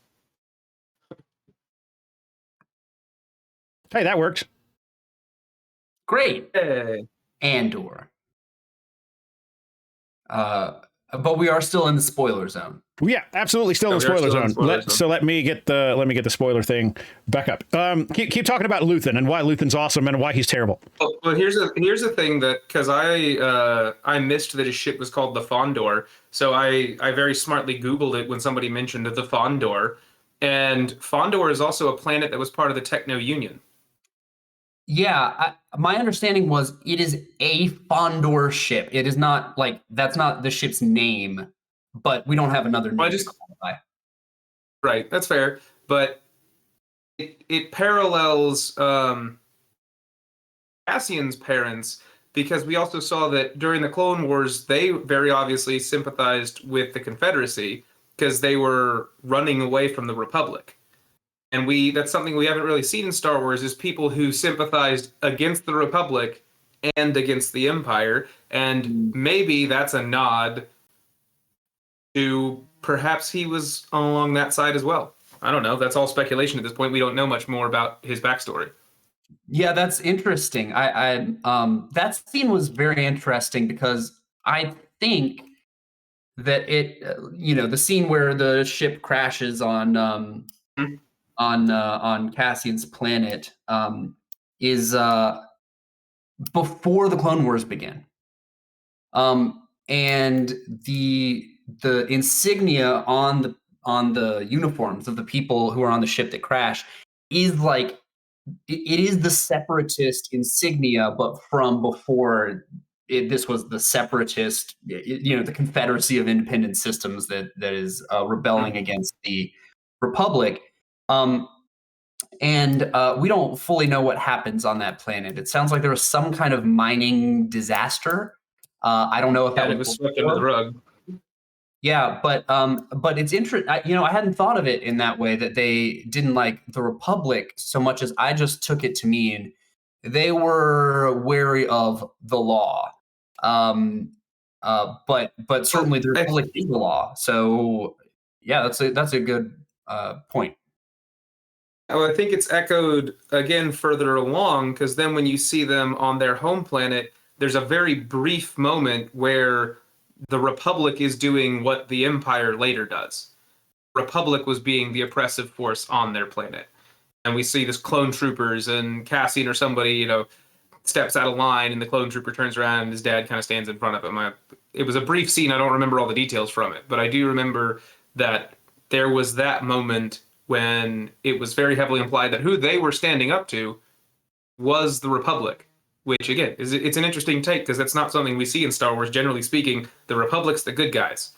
Yeah, I understood that to be the very recent Empire, right? Like they were marching, they had won the war, and they're like, doing a victory parade.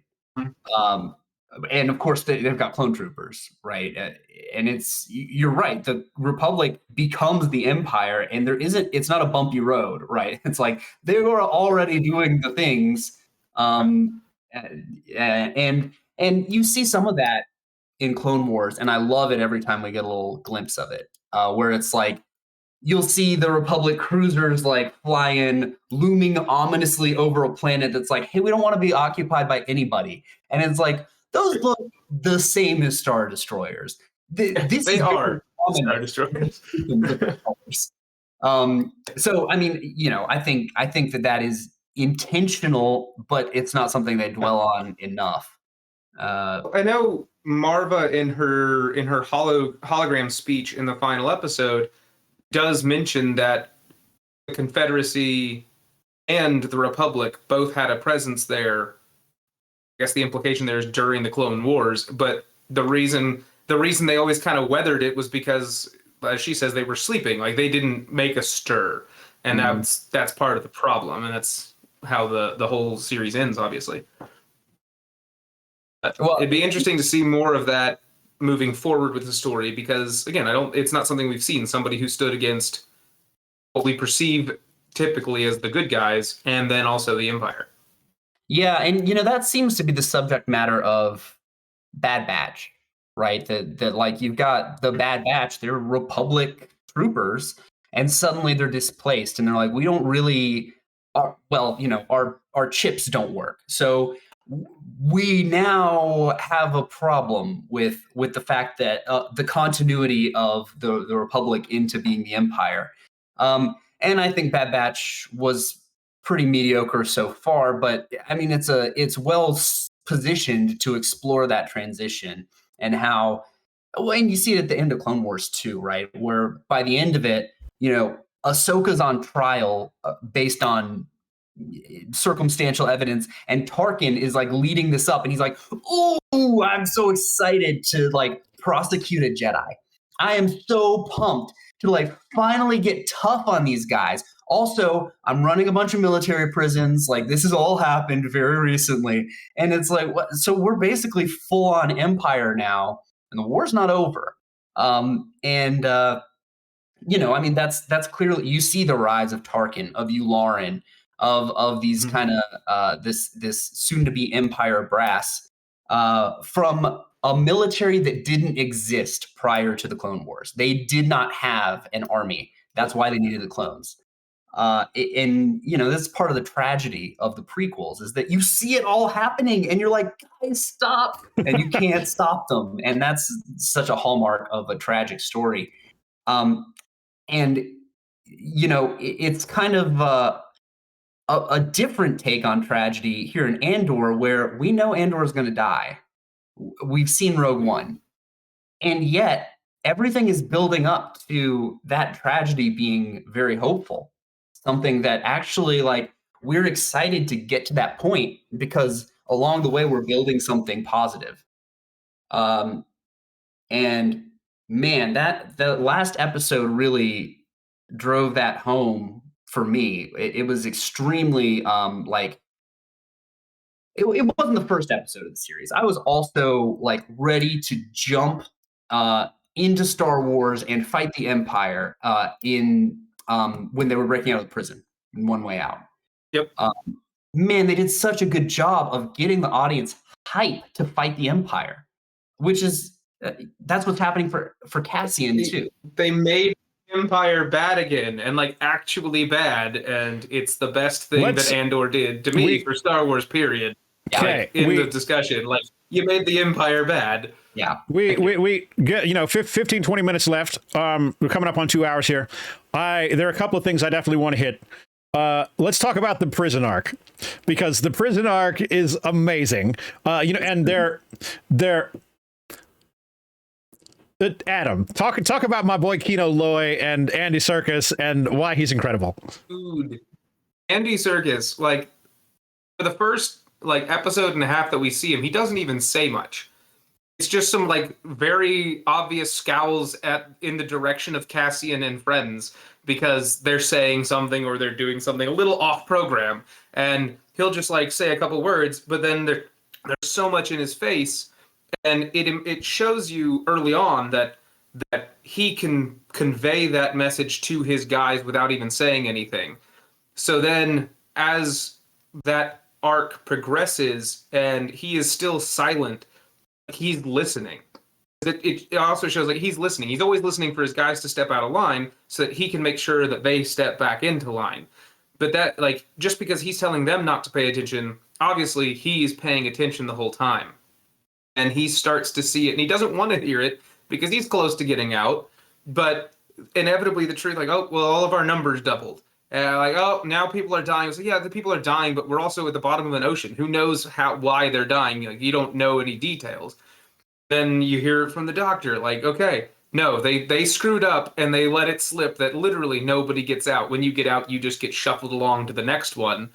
And they killed everyone because of that. With our buddy Oolong. But just to see the realization on Andy Serkis's face as he's coming to terms with that Oolong's having a stroke or whatever. Showing it. Yeah, and they're sitting on the ground, and they're like the medical guy comes up, and then Andy Serkis, Loy, he's asking like, why aren't you helping this guy? Like, what we can save his life right now. And then it's like, and the doctor, in not so many words, basically says, bro, we don't do that. Like, the cart is coming to take away a dead guy. This is not basically, we could help this guy, but we don't do that here. Right. Well, also, Kino has to believe that there is a light at the end of the tunnel for Olaf.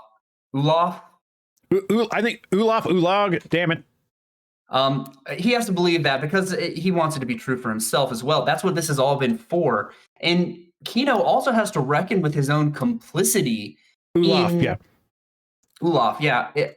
Kino has to reckon with his own complicity in the Empire's system here, because even though it's not really up to him, it's a task that's been given to him, he is telling people, do this work and do it well. He is telling people, get on program, follow the rules. And I mean, again, what choice did he have? He didn't really have a choice, but nonetheless, he was doing it. He had become kind of like the middle management here. And it's a difficult position for him to be in if it's all for nothing. That's a position that he, if this is, he's just doing what he's got to do to get out, okay, maybe you can make peace with that. But if it's for nothing, then he's really done wrong by a lot of people. And you see that with like he is interested in people's success. He wants them to get out, but that's because he believes that getting out is real. And he does such a good job of conveying his change of heart and his horror at realizing that the sole driving factor of all the things he's done, for good or ill, has evaporated in front of him. And then again, when it turns out he can't swim, dude, that's a tough one. And it's heartbreaking, dude. Like sunrise that he's never going to get to see, right? Like, he did the brave thing. He mustered up the courage. He led everybody. He saw the bigger reason for the struggle, but he's not going to be the beneficiary of it. And that's he gets knocked off the cliff, and then he gets sucked into one of the water turbines that knocks off half of his face, and then he goes on to found the First Order. Yeah, is that how it goes? Is that what happens? That's my fan theory. And they. I think his story arc is like the overall arc of the entire season. It's Cassian for the first half, and it's him for like the next quarter. And then you have the final story arc where it becomes everybody, is that like you might try to just get by with your life and ignore the Empire. And Cassian just wants to ignore and walk away from the Empire. And he's trying to be a little bit complicit with the Empire. He doesn't like it. He's stuck in the stupid prison planet doing this. But he's going to do what he can to make sure he can get by with the expectation that, okay, I'm not going to stand against the Empire. I'm not going to like really help it, but I'll help it as much as I have to get by myself. And he comes to the same realization that everybody does, which is inevitably that means it's going to cost your soul because the Empire is bad. Yeah. And Kino is also such a great person for us to follow along with this other theme that I don't think we've talked about yet. Maybe we have, of like the Empire isn't listening. The Empire doesn't care about you. Yeah, we did kind of briefly touch on this, but like the Empire doesn't think about you. It doesn't care about you. It isn't afraid of you because it doesn't Don't expect a small one-man craft to be any threat, or else they'd have better defenses. Right. It's a hubristic fatal flaw that they have, but it's something that that we see illustrated in a flashback in the final episode where Cassian's dad, Clem, showing Cassian how you like clean off these parts, some kind of part. You dunk it in some liquid and all the rust comes off. And he's like, people aren't looking down enough at the valuable stuff that's all around them. You can clean this up and it's really worth something. And that is, I think that's what this season illustrates, is that like these prisoners thought that they were nothing. They thought they had no power. They thought that they could never touch the Empire because the Empire's just too big. Well, they could. The rebels on Aldhani and the Aldhani people are just like, they're under such a massive boot. How can you ever do anything? Well, they made a statement, and eventually, sure, the rebels will steal the Death Star plans and blow it up. They have to realize that collectively they're stronger than when they're apart. And this is what Luthen's engaged in, right? Is getting them to collect, to build an alliance, and he's trying to reach out to Saw Gerrera and get Anto Krieger and recruit Cassian and Vel and all these people and build this alliance, because everybody, all the individual pieces have a lot of value. You just got to dust them off and put them to work for something worthwhile. And I thought that was a really elegant metaphor. And using prisoners, I thought was a great. I mean, who's more cast out of society and told that they're valueless than someone who is literally cast out of society into a prison to not interact with it anymore. But together they're strong. And in doing so, also establishing that just because this is a prison, it's easy to avoid sympathizing with prisoners because maybe they're all murderers. We don't know that, but no. Cassian literally like walked around a corner and there was a trooper there. He didn't even bump into him. He just walked around the wrong corner at the wrong time. So we already established that the rest of these guys in this prison, maybe they did actual crimes, but by and large, the chances are that it wasn't nearly as I doubt any of them or many of them were some kind of serious criminal that we couldn't sympathize with. The Empire just needed a bunch of stuff that they couldn't afford to pay people to make, so they found the arbitrary reasons to lock them up and force them to make evil space hexagons. Well, it's not a coincidence that the entire time they talk about being on and off program. They're viewing them as the same as droid labor. Mm-hmm. Right. And you don't listen in on droids like talking to each other. You don't care. You're not interested. Nobody's listening in this prison, which like the prison is undermanned because they don't respect the prisoners enough to think that they need that many guards. They're trying to cut costs. It's like what Cassian says, like in that first arc, like how do I get in? I just walk in the front door like I'm supposed to be there. They don't expect someone like me to sneak in the back door and to spit in their food and steal their weapons. Like, the Empire, I guess, has bigger fish to fry, and they don't think that one person's a threat. Right. It's like, as Chase was saying, like they don't look down, they don't respect the little people on the bottom, and that's not only the advantage to the little people and the impetus to rise up, but it's also illustrates the problem with the Empire, because while they're not respecting them as a potential problem, that also shows that they're not looking after them in any proactive way. They're not doing anything to benefit the little man. They are completely ignoring them, except when it can be some kind of material benefit to them. Right. In the future. When there's a dead guy on the floor of the prison, they just leave him there. The cart guy comes. Oh yeah, are you talking about like during the escape? No. Before that, they're the guy who just he walks off onto the floor in the night. It's not. I don't recall if we know if he killed himself or if he simply misstepped. But whatever the case, there's a dead guy on the floor, and they're like, well, we'll be smelling him all night, right? Like the Empire isn't taking care of those things. They they don't care. And I do want to. We're coming up to the end here.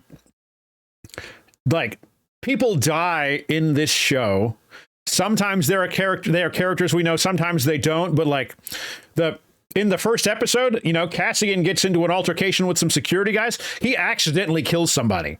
That's what really gets him into trouble. Like he resists arrest or whatever, but no, like the guy hits his head and dies. And then later on, when they're in this, there's this recurring thing where like the climb thing where like someone says climb when they're trying to escape after the heist, or when they're trying to escape the prison. And then like, okay, when they climb to get away from Aldhani, just some cargo shifts and falls on Nimic, and Nimic dies. Like it wasn't some heroic death. He didn't get shot saving Cassian's life. It was just some bad shit that happened while they were trying to get away. And then they're trying to get out of the prison. They're climbing up on this lift to get up to where the guards and the weapons are, and some guy that was just helping me build this space hexagon 2 minutes ago gets shot in the chest, and that guy's dead. And it's like kind of unceremonious, and it happens, and it's climb, but when you climb, some people don't make it to the top of the climb. Well, I think that one thing that this series did better than any Star Wars, because obviously it's Star Wars, there's lots of death. People die from the beginning of Star Wars, and that's part of it, but that's just part of what happens in a war. But what Andor does is it shows, one, a little more personality to it, but it also, I guess, maybe a more of an honest mortality in it, because not only like when they're escaping, he gets crushed, but then also the Imperial officer apparently dies of a heart attack in the middle of the heist. Like it introduces a different level of mortality to Star Wars that we hadn't really seen before. The only mourning that we've ever done in Star Wars was like very austerely standing next to a funeral pyre and like dramatic music playing in the background. But in Andor, like when Marva passes away, we get to see B2 mourn and not comprehend that she's gone.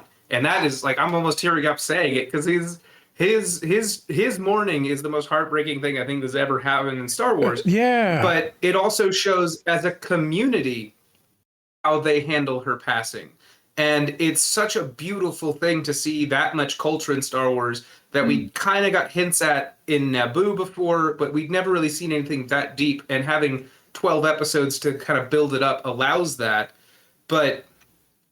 And then it's a beautiful thing, like being baked into a brick. And the Empire rolls their eyes and you're like, I can't believe who would want to be baked into a brick? And you're like, are you kidding? Like, at first it was like, yeah, that's kind of a weird thing, but no, it's beautiful to be baked into something that's going to help protect your family and your people, and it's going to live for a long time. Yeah, and it was a very pretty, it was a gorgeous cultural concept, but more importantly, it introduced real, honest, communal, and individual mourning that we'd never seen in Star Wars, and most importantly, Marva got to be used to beat the shit out of a stormtrooper, and she would be so proud of that. Yeah, that rules. Well, in Community is something, I don't think we see many communities in Star Wars at all. Sometimes we'll see a party at the end of a trilogy, but like Ferrix is a rich community full of customs, and you see, like, if somebody's trying to chase a real community member through the streets, they can't catch them. The real community members know the streets better. When Cyril Karn was trying to like catch Cassian, he was totally out of his element. He's not a member of this community. You see, in the prison, they have built a community. In the Aldanis have a community, and that community is a real emphasis and a strength that the outsiders can't really effectively take away. Well, I think the main characters that we have through most of Star Wars are incredibly transient, and they find themselves in places filled by very transient characters. So like in Mos Eisley, maybe you have some locals that are that close-knit, but probably 30-40% of your population are spacefarers who are in and out every week. So you haven't had places to have that kind of culture. And when we have seen backwaters, it's usually some kind of transient port town, not a close-knit industrial mining, I guess, town that they were. And it's another one of those wonderful things that the series adds to Star Wars and really gives more meat to the bones of Star Wars. And for example, when B2 was mourning, I looked at my fiance and I was like, droids mourn. Like, I guess we saw R2 kind of go once or twice, but like, no, this is like legitimate, honest mourning. And like, that's something that like we've never touched on. And like, I've never thought to ask, do droids mourn? And I think that's one thing that Andor did overall for the whole series was they answered questions I didn't know I wanted the answer to. Yeah, and I mean, there's something before we wrap up. I have a question for you guys. Yeah, dude, go. This is a show that is not like other Star Wars shows.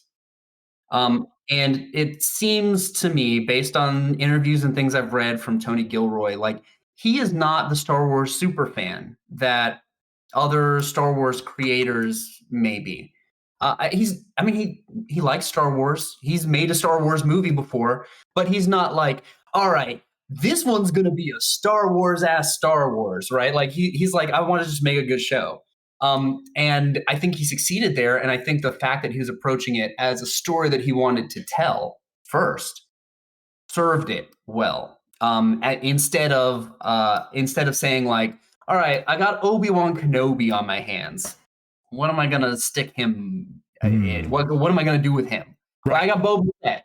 What am I gonna do with him? Instead, he's like, I have a story I want to tell. Andor is a good character to tell that story. Let's go. Andor doesn't have a lot of baggage with him. We can do whatever we want. I am concerned that Disney might look at Andor's success and say, okay, we got to make more Andors. We got to make every show look like Andor now. And that's not really, I don't want them to do that. I want them instead to have a more open-minded approach to what Star Wars can be and what kind of creators can do good work with Star Wars. And I guess my question is, if you're Disney, how do you do that? Like, how do you vet people or give them a test run or tell, like, what are the things you're looking for to identify, okay, I do want Tony Gilroy, not particularly hyped about J.J. Abrams, or vice versa, right? Like how do you pick and choose who your creators are going to be? I think that's a hard question to ask. And the reason it's hard is because Star Wars has been trying to answer it, or Disney's been trying to answer it since they took Star Wars over 10 years ago, and they haven't figured it out yet. Well, they did it in large part in Dave Filoni, right? And he's done great, but he's just one guy, and everything he does kind of has the same feel. That's fair. Go ahead, Adam. I don't think it's as hard to answer as we might think, because they've been trying, but they've been trying to do different things. Because I guess the question that you need to ask is, what is Star Wars? If it's like, who's going to make the right Star Wars? The question is, what is Star Wars? Because Andor, we all said it at the beginning, it wasn't your traditional Star Wars fare. It showed us something different in the galaxy. It just told us a story in Star Wars as a setting. But I think by the end, Andor was one of the most Star Wars stories that's been told since the acquisition. And I think that's the realization, as I alluded to at the beginning. Like, originally I was like, this is how you do Star Wars as a setting.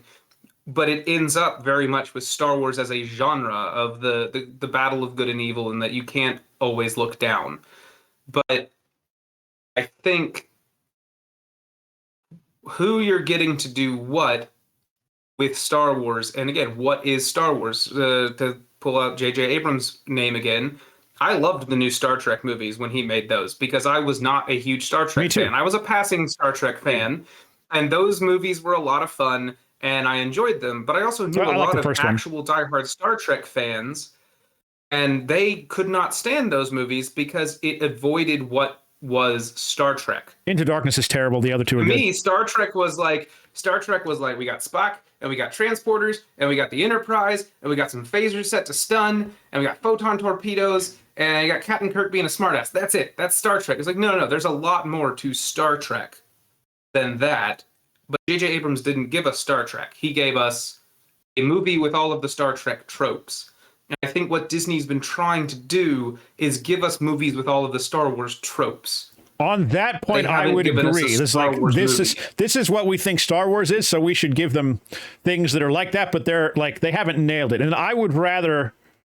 Okay, I said something similar during my Black Panther review last week, because the new phase of the Marvel Cinematic Universe has been divisive. You know, like there are movies people like, there are movies people don't like, but they've been giving creators, they've been freeing up the reins a little bit more than they have in the past. At least that's how I feel about it. And they're doing things that are a little bit different. You know, like Shang-Chi is a love letter to like old kung fu movies, but it's superheroes. And then like Multiverse of Madness, it's got a lot of problems, but it's, you know, it's a Sam Raimi movie, and it's a Sam Raimi movie through and through. It reminds me a lot of like Drag Me to Hell. So like I would rather they take the reins off and not be so precious about what they think Star Wars is or should be, and they should let creators pitch a Star Wars thing and make a Star Wars thing that's a little bit different and try something new, even if it doesn't quite work every time. Or like sometimes maybe we get something that's like almost there, but it didn't. Like, and I think Andor is an example of this, and I think Andor works with flying colors, and it's a reason that this approach works. But there will also be, you know, the next show comes out and it's okay, we did something new with Star Wars that we haven't seen before, and maybe that one isn't as good as Andor, and people are like, oh god, we shouldn't just let anybody touch Star Wars. What's happening here? And we've heard that conversation before, you know. And I will say that as the problem with that. Go ahead. The problem with that approach is that again, Andor succeeds in the end to be very Star Wars, and that's the only thing it avoids is being Star Wars tropes. I mean, and that's the thing. You know, like Star Wars. You can do that, and you can make it. It definitely feels like Star Wars, but they haven't put a story like this in such a limelight in Star Wars media before, you know, like at front and center where everybody can watch it, you know. And I'm not going to claim that I've read every expanded universe novel or seen every comic book page, because that would be a flat out lie. I don't read. I like comic books, so be it. But it's you can do something different and it still feels like Star Wars. Like, this is a very different story than the Skywalker saga, but this feels like Star Wars more so than some people might say some of the other Skywalker saga movies do. You know, so it's I would rather people try something new and different and maybe they don't hit exactly the right place every single time, then we keep getting the same thing over and over again. Now I've got a little wrap up to do. It's 7:30. Adam's got a hard out that happened 2 minutes ago. So in that case, any final words, Chase, and then I'm gonna do the wrap up thing. My final words are that Andor is really good, and I can't wait for season 2 in 2024. Yeah, it's going to be a while. Thanks everybody. Thanks for watching. I'm not gonna bother doing my graphics. I'm just gonna read it. As always, thanks for watching. If you want to hear more, don't forget to like and subscribe. Adam's peacing out. Oh God, I'm gonna go to the intro.